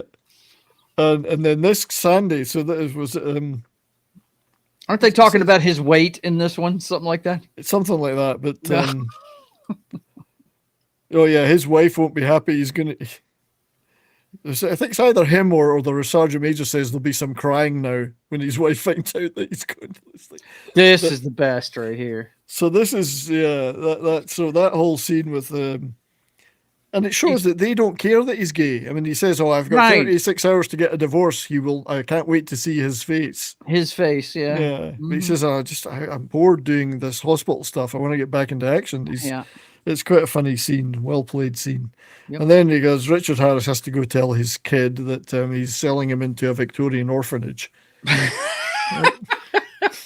No, I believe the guy that approved the plan told him that it had been moved up 3 weeks. So he had to bring him his Christmas early because he wasn't going to be able to take him on the vacation he wanted to take him on. Yeah. So now we get into the training scenes, which are brilliant. And you've got to love the shorts, don't you? Oh, my God. Yep. And the socks that go all the way up to your knees. Yeah. Pope, did you have shorts like that? Yes, the Marine Corps still wears them to this day for PT shorts. We had shorts like that in the Air Force, yes. And the socks pulled all the way up. Yeah. But it's still some of the greatest scenes are these scenes are just you pants. Yeah, I mean, to me, if you think of like Full Metal Jacket and other movies that've got those training scenes, this guy's just as good. Oh yeah, you kidding me? Oh, yeah. Good Lord, he's awesome. Yeah. Yes. Oh yeah, and they actually did put a lot of the cast through their paces, but I mean, Burton and Harris didn't do. I don't think they did too well. No, I mean they probably weren't sober long enough to actually run. They'd probably kill them. That's right. Yeah. Let's try for our first heart attack, shall we? Right. Yeah. And he says, "I'm going to fucking kill anybody that does, and I will not care." Doesn't he? He shoots a round off right by somebody's temple. He does. The guy, yeah, the guy's around. Yeah. I can't make up. Can't get up. Can't. Bang. I'm dead, sir. Fine. Click, click. Blam. So Roger Moore is wearing an Irish Guards cat badge. Says 11 Alpha. That's interesting. Yeah, I don't know all the badges, so this is a good one. They want to sew your bum up or something. Sew your asshole. Get up, you bundle of sticks, or I'll sew up your asshole. Yeah, this is the guy he puts around right by his temple. Yeah, right here. it's funny. Yep. It's a great sequence, one of the best in the movie. And they're just wiped out when they're done. Yeah, they're and they've still got a drink though. Oh yeah, got to drink the pain away. Yeah, but they have a bit of a scene here with actually there's something a clip I need to play where Roger Moore's talking about this. And Barney's being delivered tomorrow night. We'll be there 4 hours later. Oh, it's splendid. Home early. It's the best news I had since I threw up my lunch. Well, So threw up his lunch. But yeah, they have a scene there with Hardy Krüger's character, who's basically outlines a lot of his philosophy, which is, he doesn't like the African guys, and he was in the South African army or whatever he is, but he doesn't believe in just killing anybody or everybody, and it's not his fight. This stuff that's going on in Lambani's country. Why should I get involved? It's not my fight. Mm-hmm. But he needs the money because he wants the farm back in South Africa. So he's not doing it for any reasons other than that money. But he doesn't enjoy the thought of killing all these people. Yeah. And he gets asked for the crossbow, which is important to get the sentries because he's good with the crossbow. Mm-hmm. And there's where the Sergeant Major, he's offered an out by Richard Burton. You don't have to come with us. He says, "No, I'm coming. I'm coming with you." Yeah. And then they all go out for a night out, except for Whitty, who's and the Sergeant Major. Yeah, they prefer to just get their sleep or get the rest. Mm-hmm. This pair looking like they're dropouts. And this is right here. This is a very important scene right here. This is where Richard Burton gets the word from Rafer that you got to promise me if anything happens to me, you got to take care of my son. Yeah. So at this point, they've been told that the mission has been moved way up. Mm-hmm.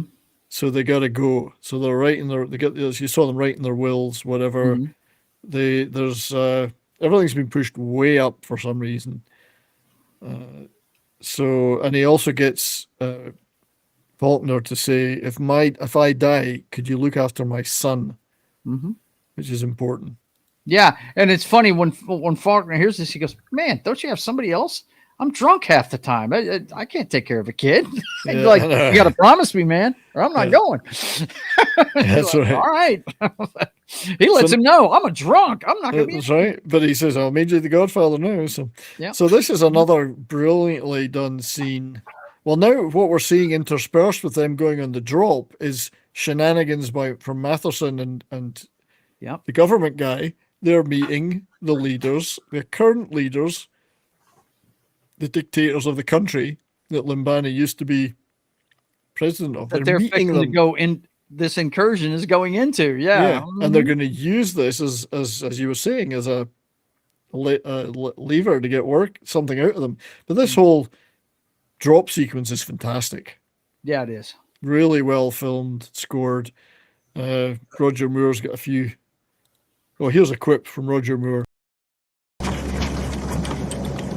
suppose the transfer to the cavalry is out of the question, Sergeant Major. Check equipment. Check equipment! Transfer to the cavalry's out of the question. So, yeah, they go... I've never been in this position, but I mean, it looks really good. Like, they've really done it. Yeah, I don't know, Pope. Do you think they shot this for this movie, or do you think this was just footage from an actual drop they had done during a training mission or something?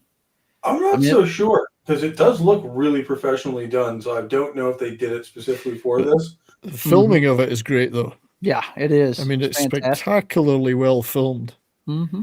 So I wanted to show the whole of this sequence, and I couldn't because of copyright claiming and blocking, but I've got a little bit of it just to show just how good it is with the music scored to it. It's fantastic. It's very balletic.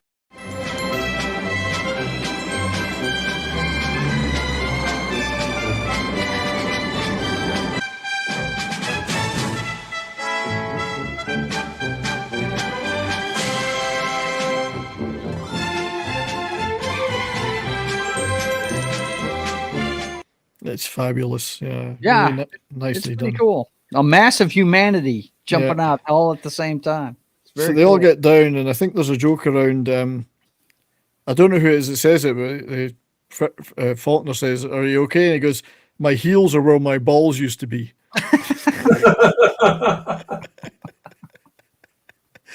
So it's at this point, everything's going to plan. It's good. Yeah, it's going off without a hitch, man. It's going. They didn't lose anybody on the jump. They're the they're drop in there is on time, and they're moving right along. There's another clip. Any will tell you that's when you should be really afraid, because Right. something far worse is going to happen later. Mm-hmm. Yeah, there's another quip that Roger Moore made that I didn't manage to get a clip of, but he says, "You know what I like about this job? It's the perks: fresh air, exercise, the odd assassination." And he also says, "I'm allergic to jail and to secondhand bed sheets." He's got all the funny lines. And later on, "I'm not a tourist. I'm just lost and heavily armed." There you go. Locked and heavily armed. I had to get those out before I forget. It's the funny lines he's got. Mm-hmm.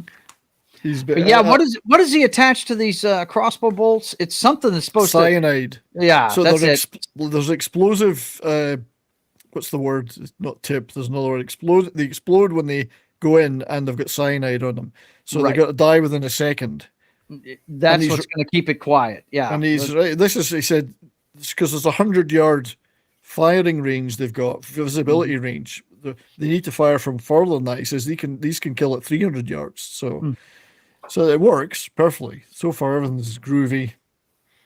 So when he asks for the crossbow, Roger Moore says, "Who do you think you are, William Tell?"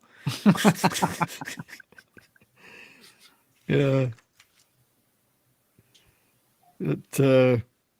Yeah, they have to go in early. They were told to go in early because Limbani's at risk of being dying or being killed. Right. And they can't allow, the current dictator can't allow anyone to know he's alive because there could be civil war again. So yeah, there's something to do with him being a tribal chieftain. Yeah, it's going to whip up the public, if they find out he's alive, and the current government does not want that to happen. Yeah, they're also sending an elite regiment to deal with Limbani in this place, so they have to get there before that. They like cyanide in this movie, don't they? They do. Wow. They're very keen on kill their everybody cyanide. in there while they're sleeping. Yeah. Cyanide gas. Yeah. The UN will go mad. So that's why it all supposedly got pushed up, but of course we know there's double. No, this is like Cuban guys in here. I was going to say that they had Cuban advisors, I believe. Yeah. Mm-hmm. Yeah. And they tried not to kill these guys, but shit happens. Yeah, it happens. The Cuban guy went for a gun. Up to the point they've done it quietly, but these guys don't play though. They just gun down the whole room. Yeah, you can't before they can even reach for it. Yep. And so they get in there and free him. And this guy's not in the best of shape anyway. No, he's not. And now he's very feeble. Yeah. Now starts the after this starts the whole running part of the movie where Hardy Krüger carries him all the time. Right. He's given responsibility for carrying him. And there's some choice words between them. There are. But it shows Hardy Krüger starting to gain respect for the guy, and then vice versa. And it's meant to be a metaphor for obviously apartheid and all that stuff. And yes, absolutely. And like you said earlier in the show, they don't sugarcoat it. They have complete debates in this movie about what's going on in that in South Africa. The Krüger Limbani conversation goes on and on. Whilst Krüger carries him and saves him multiple times, even though he supposedly hates those people, you know. Right. Mm-hmm. Yeah. I love the fact that they've got a thing to guard the road, like a stop sign, but you can just drive around it. I mean, right? Hello. Yeah. So this is the airport, right? Yeah. Mm-hmm. At the airport. They take the airport pretty easily too. Yeah. I mean, everything's going. Oh, it's going super. Whale shit. It's going great. Yeah. Another grenade sequence there. He throws the grenade in the room. They all go flying out the windows. Yeah, this is what the Met cafeteria, whatever you want to call it. They get a bunch of them right here at breakfast. Yeah. Yeah. I like the Portuguese jungle hats the Africans are wearing. Says Alpha. Yeah. Hope you're all enjoying yourselves in the chat. They are cool looking. I always thought those were cool looking. Yeah. Mm-hmm. We're having some fun here. It's a great movie, and this whole point, all this stuff is fantastic. The action. Meanwhile, back in London, they're getting screwed. They're going on, and homeboy picks up the phone, and says, "Yeah, Matheson and the government screw them, and they don't need any of these people anymore. They don't they cut bait with these dudes. They say, okay, guess what? We don't have to pay them. Leave them there. That's right. And let them take care of them. We don't need them to survive either. Their ass is truly in the breeze, wouldn't you say, Pope? Oh yeah. So the plane lands and they're told on the radio, pass them by. So they turn around and take off. Yep. The plane actually is on the runway, and it does a touch and go, as they call it in the Air Force. It just touches the runway and then takes right back off. Yeah. Yeah. So that's how late the word comes to them. This is when the shit has hit the fan. Yep. And now it becomes a survival effort, not an extraction effort. Right. And then that's when Rafer comes up with the idea that, okay, screw it, that we might as well start a revolution in this country. You know what I mean?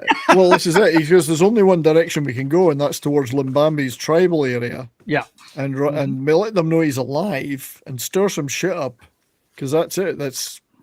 That'll be the way to block their exit. Be able to, they stir some shit up, then they'll be able to get away, and they'll have to deal with everything going on, because they know if they find out Lombardi's alive and somebody sees him, his people are going to take up arms against these guys, no doubt.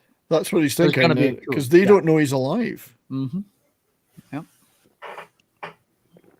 So that's the plan now. They've decided, we're gonna have to escape and evade down to Limbarny country and try and get out of here. Yeah, so it's a bit of a trek, and it's going to be against this elite regiment that are coming up from the government, the current government, and all sorts of shit goes down.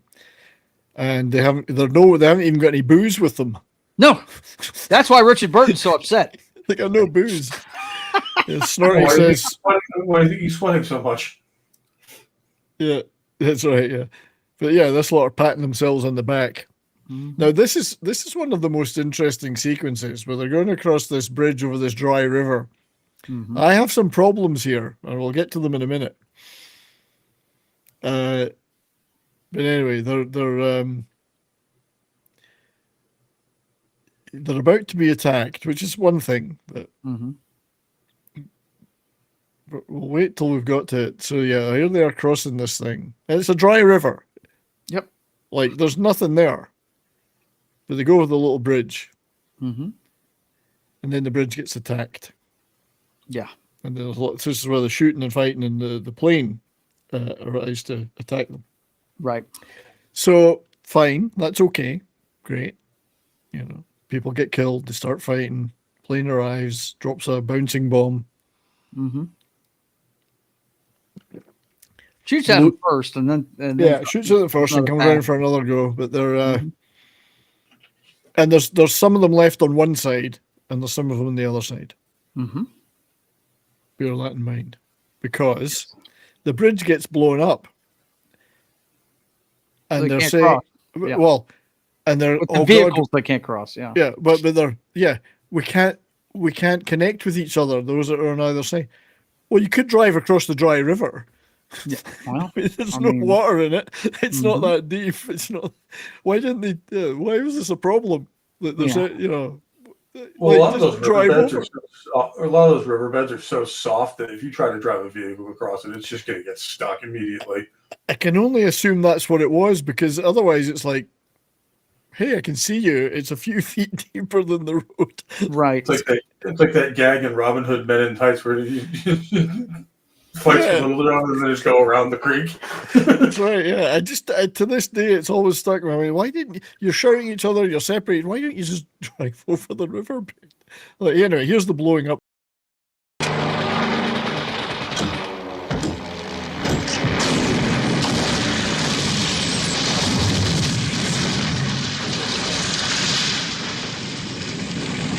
It's a nice little bit of pyro there. So anyway, that's my quibble with that. The rest of it, I think, is done brilliantly. I just quibbled with that. I thought, really? You can't just go round. Well, if they use the vehicles, I can see it. But if they, and I think they end up on foot at some point. They do. They have to abandon the vehicles. Yeah, they could have just run across the river, no doubt. But yeah, if they needed the vehicles, I could see where they. And this is what I like about this movie, is that there is no no fluffy stuff going on here. People are starting to die. Like, not everybody's going to live. Yeah, there's gravity to the situation here, boys and girls, no doubt. And that's pretty something good. That modern Hollywood could take a lesson from. Of yes, it's okay if characters die, even ones you like, especially ones you like, because it adds stakes to this. That's right. Yeah, and it's not a happy ending type movie. No, you can see it progressively getting more and more difficult, and people dying, and the struggle gets harder. There's no sweetness and light and fluffy bunnies that are going to save them, Yep. I like the fact that they've got this map. It says ordnance map of Africa. What's the entire continent? Right, we are somewhere here in the middle. All right. Yes. It's this big map of Africa. We're somewhere out here, and that covers the whole country when you put your finger on it.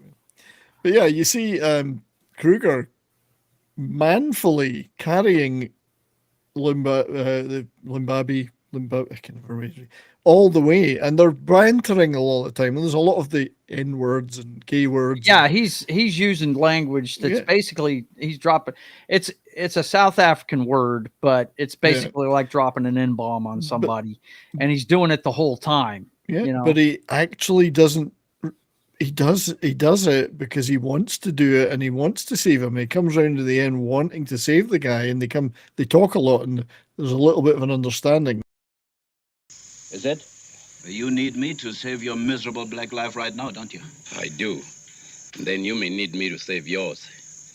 We need each other, white men. And that's the way it should be. We've got the whole world using us now.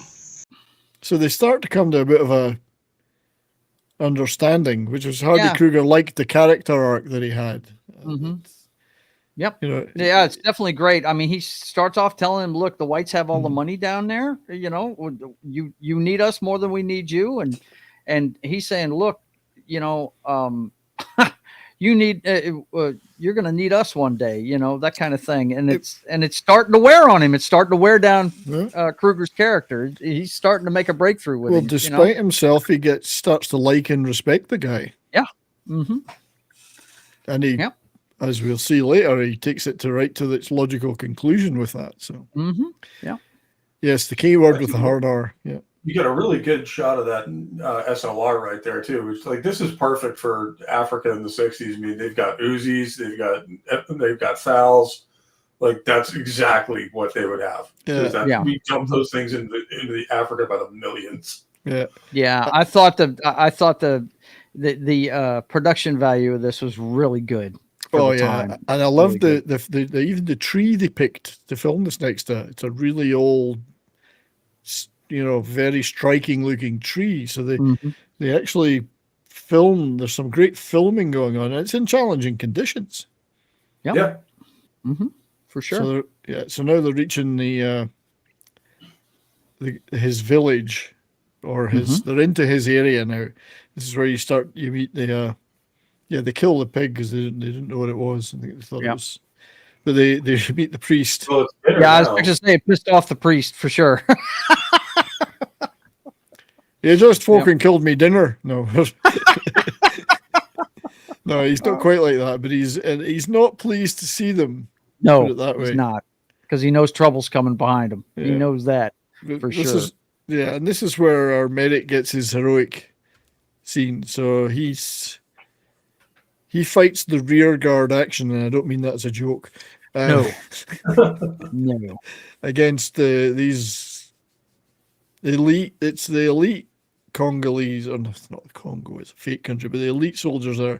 And he absolutely shows his warrior. Oh yeah, those guys come through that passage in the weeds there, and he's cutting them down, man. And killing, and then he gets the knife out, and he buys time for these guys to get away. Yeah. Which is fantastic. And Smilex, no, this isn't Detroit, but I can see why you'd think that. Yeah, he runs out of ammo, and that's when he reaches for the knife. And yeah, they hack him up with machetes, man. It's the African continent is a bloody one, man. They're pretty gruesome. They really are. I'm not sure which movie does a better job of depicting that. This, Tears of the Sun, or Blood Diamond. Yeah, all three of them do pretty well. They do it all in their own way, but people, as I say, people criticized this film because of some of the race stuff, but to me, it was portrayed accurately for the time, the discussions that were actually happening in the real world, and the situation on the ground as it really was. Yes, but it wasn't all good. Everybody over. There's nobody in charge. Yeah, and the chaos that was caused by colonialism, and then the withdrawal from colonialism, and then the intervention economically and militarily. When he's running down, cutting dudes down with that guy on his back, that is an awesome scene. Badass. That really is. They had to get Hardy Krüger to do that because Burton and Harris couldn't do it. That's right. And he's begging him, "Don't die. You can't die on me now. Now that I've found you, I cannot. You can't die." And I just want to say hi to Mark D with the C for dropping by. Good to see you, mate, and Janet from Another Planet too. And Smilex, good to see you all out there in the chat. If any of your members use those emojis, start using some emojis. And they have to pull the president's hands off of him. He doesn't want to let him go. Yeah, it's really, man. It's touching. That whole. He says, "Don't you die? Don't die." Krüger says to them, "Don't you dare die." Yep. But they have to leave them. There's nothing. Yeah, they have to. They're on the move, man, and there are guys coming to kill them. No doubt. There's another Cuban. Yep. Yeah, there's Cubans and supposedly East Germans in it, but I think that guy was a Cuban. How can you tell he's a Cuban? Because of the other guy. I'm just assuming because of the other guy, because I don't. Yeah, I know. I'm just kidding. Yeah. Because but this diddly potatoes. Tell them about close to there. I think there was a what? I'm pretty sure the preacher tells them about a plane that's close to there. Oh yeah, well this is where they find out. He says, if you want a way out, there's a Dakota. I think he says a Dakota. Mm-hmm. Yeah, probably. Yeah, so it's so many miles from here, and now whether it's working or not, who knows? But that's their only way out. No, get the hell out of here. And luckily, they have a pilot with them, of course. Right. Roger Moore is the pilot. Roger Moore. And the father gets on his ass and rides away. Yeah, that's right. I'm out of here. Yep.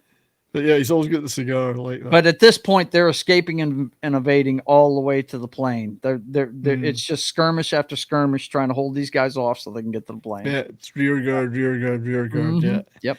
They get to the plane. They've got a pilot, which is good. Mm-hmm. But yeah, the deaths are coming one by one now. Oh yeah, despite their heroic fighting, and you got hand-to-hand combat. You got Gatling guns or whatever. All kinds of stuff. All kinds of stuff going on. Yep. A fight they didn't think they were going to have. No. I mean, it's a clear signal at the beginning of it. As smooth as it was going, while you're watching it, there's something is going to go wrong, right? Yeah, right. Just like this is going way too well, way too smooth. Yeah, something horrible is about to happen, isn't it? Yeah. Otherwise, the movie would be a lot shorter. Yep. But I think from that point onwards, it is a fantastic military action movie. Yep, sure is. Which is kind of looks more realistic than a lot of the high gloss Hollywood super explosions everywhere, people fighting hand-to-hand combat, fighting off dozens of guys and beating them. I love it. Guys in the 60s using an old Maxim gun. Maxim. Yeah, that's wild, dude. They're cutting guys down with this thing. Yeah. They're doing it right. They're right there on the flight line, guarding it as they're trying to load the plane. This is pretty cool. It's good stuff. Because this is probably the way it would go, Pope. They'd have somebody trying to protect the airfield while they were trying to load. Noticed one of those guys has a friggin' Bren. I forgot that thing was. Oh, the Bren guns, yes, the Brens.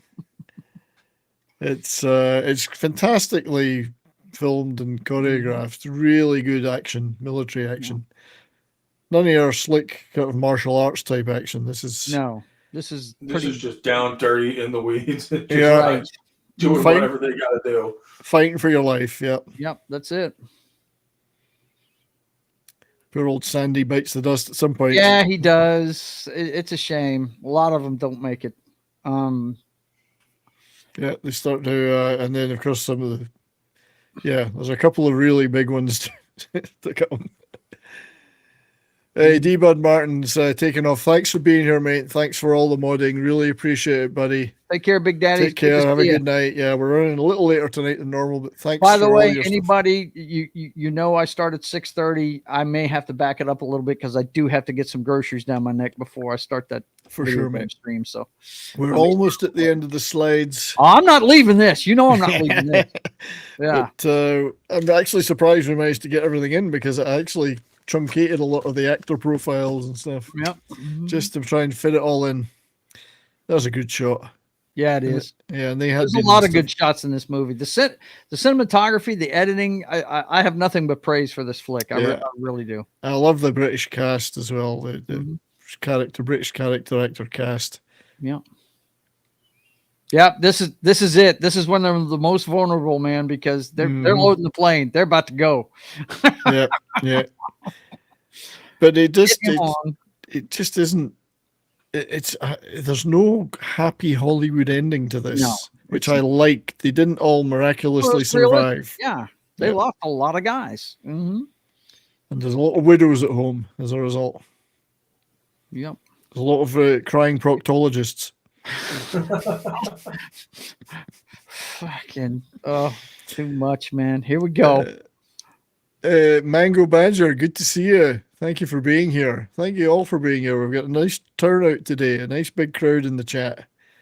So keep on. Make sure you click the thumbs up. And Moore sees that they're setting something up that can really destroy that plane, and he says, "Look, we got to get moving." And then it's the last, so we're losing a lot of guys. Have been left behind. Yep. Sandy got killed in there somewhere. I can't. He remember. did. I missed that shot. Yeah. And then we get the gut the unkindest cut of all, Richard Harris. He's shot and he can't run. And begging him to kill him. They know that if he's captured, he's going to suffer a terrible fate. Death by umbongo. Yeah, no doubt. It's the old joke. So he shoots him. He kills him. So he has to shoot. He begs him to shoot. And he's yelling his son's name as he dies. And that's the worst death of all of them, because he's got the son. Oh, it's gut wrenching. Waiting for him there. And he got hit. Moore's hit. I don't know if you remember. He got hit in the leg, and he's having a hard time with the pedals on the plane. Yeah. Roger Moore was hit in the leg. Limbimbi. The president isn't doing very well either. Yeah. Because he's got real problems. And Ronald Fraser's character, Jock, dies as well. Yeah. Even though he made it onto the plane, he dies. So just about a lot of the main guys have died. Mm-hmm. Yep. And I wonder, too, how much of that scene on the runway influenced Elias's death in Platoon. Because it's a very similar... Right, it's a similar kind of thing. Yeah. If you think about it, get him. Yeah. Mm-hmm. Yep. I mean, obviously, the motivation's different, but the scene itself is very reminiscent of it. Yeah. It is. And it has the same emotional impact. Yeah. The music scoring in Platoon, it makes it even more impactful, I think, but in the way it was filmed, more of that slow motion and all that stuff. But in this one, the impact is pretty strong because Burton is a great actor. Yes, he is. Might not be the best action actor, but he's a great actor, and he really has the gravitas, and you could see it in his face. Oh, it was killing him.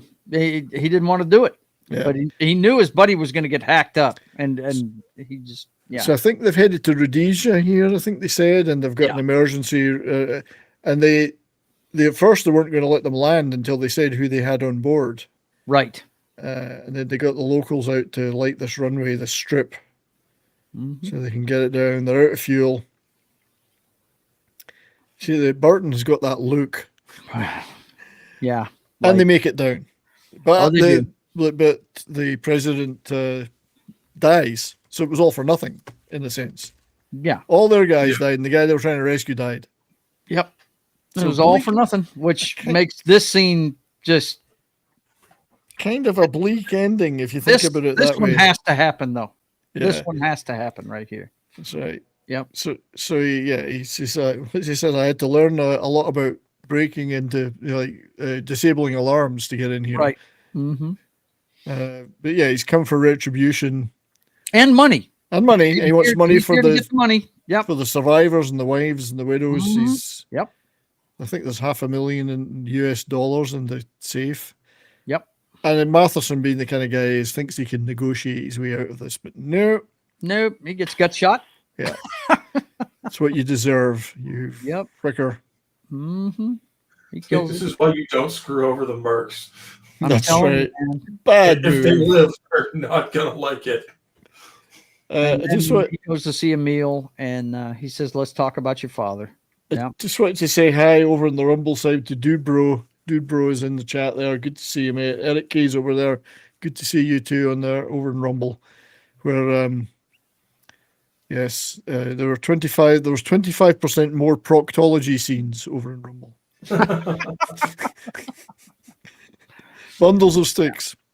And then it was a rather fast run through the slides. I tried to keep them down a little bit, knowing the show was going to be a little bit well, with the star power that's involved in this movie, it's kind of hard not to run long because you have so much to talk about, man. Well, Razy Fingers is on Rumble too. Good to see you too, Razy. Three great actors, and their portfolios are quite extensive. I was trying to show the Rumble chat, but it isn't showing. It's not showing anybody. So I'm gonna, for some reason, it's just not there. I'd have to unpin it again and repin it or something. But yeah, what a great movie. And yes, it's pretty sad and emotional, but it's realistic. The subplots are awesome. They're not thrown in there just for show. They mean something, every bit of it. And there's gravity to it. People die. I mean, it's some pretty serious stuff. And it's serious subject matter. That's an adult movie, and it's really well done. I thought it was awesome. It is. It's not glossy. Yeah. It's a gritty movie. Mm-hmm. Great 70s action.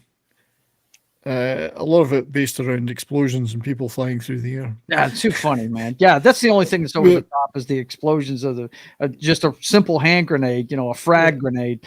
Yeah, people are going to get hit by it, but they're not going to be cartwheeling through the air. Yeah, now I can show it. So there's everybody over in the Rumble chat. Hey. Hello, Rumble chatters, ranters, whatever you want to call it. I don't know. It's good to see you. Ranters. Razy, Dude Bro, Eric K. Good to see you all. I didn't see Razy Fingers till just now. It's just there, yeah. Just made it in. Good to see you. I do try and keep an eye on that, and I appreciate everybody who watches over in Rumble and on Twitter. I keep telling Talk Studio we're going to get those chats into the main chat so I can display them on the screen. So hopefully one day they'll finally pay attention to that.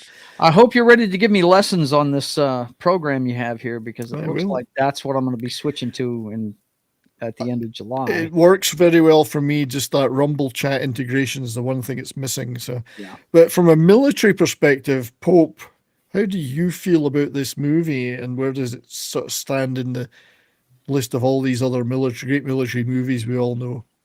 I mean, for its time, it's excellent. I mean, like I said, they have all the right equipment.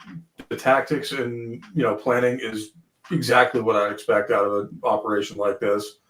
A bunch of former special ops guys, paratroopers, all that kind of stuff. And what happens is pretty realistic. Of the mission like this gets blown, it's going to get bloody real fast. Mm-hmm. Yeah, I like that aspect of it. The fact that they, like all guys who know what they're doing, these are supposed to be experienced veterans, not young guys. There was a few young guys in there. It goes to show you, even experienced veterans, sometimes shit just goes wrong and people start dropping left, right, and it's how you deal with it. And they dealt with it by planning on the fly, coming up with something. Might not be ideal, but we've got to stick to it. Mm-hmm. And the camaraderie, they were all willing to die for each other. Mm-hmm. That scene whenever things go wrong at the air tower and they make their plan, and then Richard Burton goes and addresses the troops. I thought that part was really cool, because not a one of them was like, fuck it, I'm out of here. They were like, the Sergeant Major got everybody in line and got to work. Yeah, and that Sergeant Major training, I think, made the difference. But they were they all knew each other anyway, generally, I think, and so they weren't just mercenaries. They were still the comrades they'd always been, even back in the day. Mm-hmm. And I like that aspect of it. Yeah, it's very cool. Great movie. Like I said, top 5 for me. I love this movie. Yeah, I've seen it several times. And I know Tim in the chat's been doing this movie for a while. It nearly didn't come out on top in the poll. The Seawolves was almost there. But we'll do the Seawolves one day, and we'll do North Sea Hijack one day, and we'll do Who Dares Wins one day too. We'll do them all at some point. Yeah, absolutely. So anyway, hope everybody in the chat enjoyed that. There was no animals were injured in the making of this film, that several livers were trashed. You see what Tim said over there? He said, "Bundle of Sticks sounds like a Styx tribute band." That's right, Bundle of Sticks. Oh, imagine that, Styx tribute band called Bundle of Sticks. I wonder how that would go down. Right? Would people get it? This is the question. Would people get the joke? Smilex, I'm glad we did too. I know Tim was pressing hard for it. Hey, Mango Badger, thank you very much for a £5, which is in real money these days is about 10 Canadian dollars, because the exchange rate in Canada is shit now. So it's British money is good. Your British money is good here in Canada, where I live.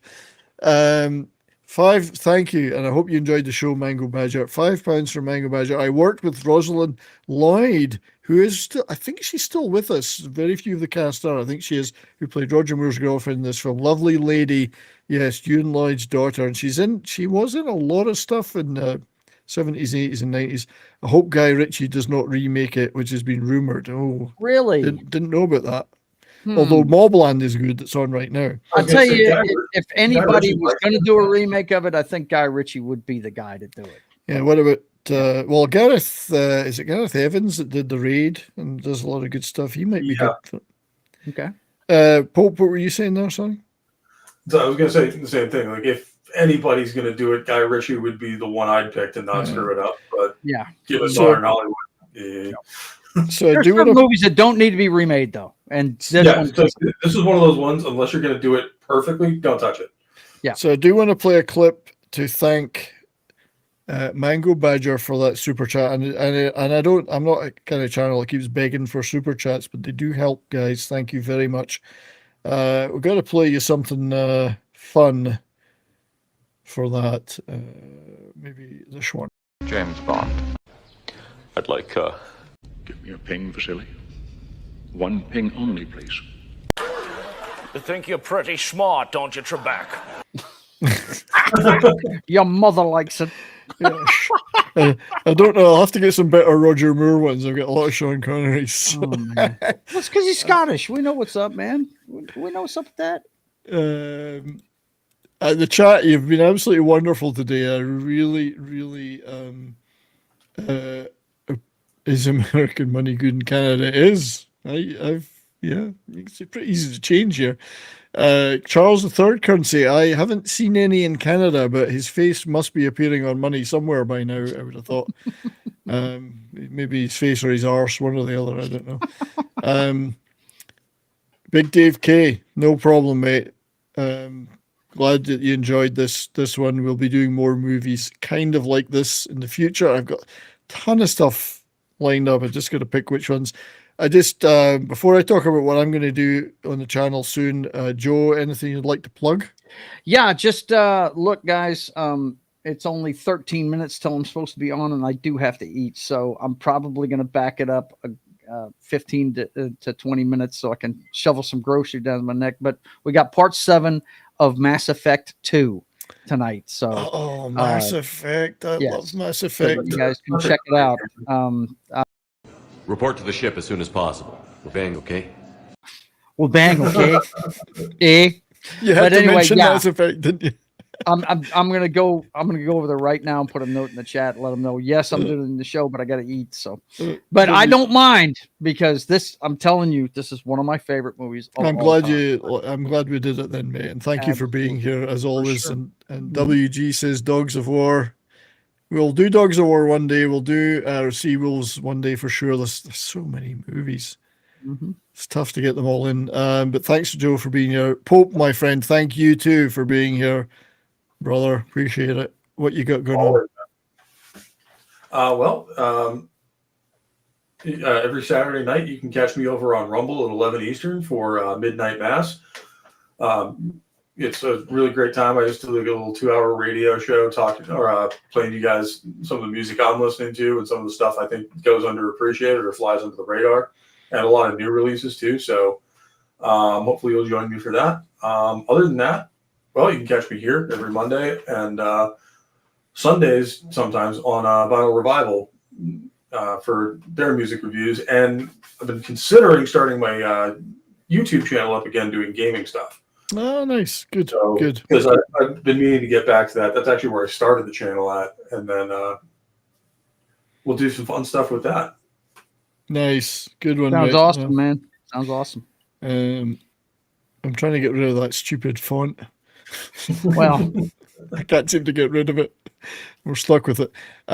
Thanks, mate, for being here, Pope. Really appreciate it, brother. As for me, later on tonight, I'll be on Monday Night Meltdown and Comics Division. Tomorrow night, Toxic Tuesday on Nick Visor's channel. Although I can't for the life of me remember the movie. I'm sure I'll remember eventually. next Monday's show, I think I might just do a gaming stream because I'm going to be away all weekend, so I don't really have a lot of prep time for a show like this. So I'll probably just do gaming again. The week after that, though, we're going to be talking Rush. Yes. I haven't quite decided what to zero in on because it would be too big a show if we just talked Rush, but there will be some kind of Rush. And I mean the band, not the movie. Did you say 2112? Well, 2112 I was thinking, but I might. I'm still thinking about it. Well, but we'll find out. But keep checking out the channel for the posts on the channel because I've got a couple of polls I want to put up about future shows and the topics of them, such as Canon Film Club and stuff like that. So it'll be probably a couple of polls there, so people can pick what we're doing. And I will be doing other stuff too. I've got a series of shorts. Every day I'm doing a bit of my vinyl collection as a short. Those are going quite well, actually. Getting quite a lot of views on those. And there's stuff. Just stuff. Yep. So with that, thank you very, very much, everybody in the chat. Hope you all had fun. We had fun here. We will see you all again soon. Thanks to the channel members. Thanks to D-Bud for modding and anyone else that was modding. Till next time, stay well. And most importantly, keep on rocking.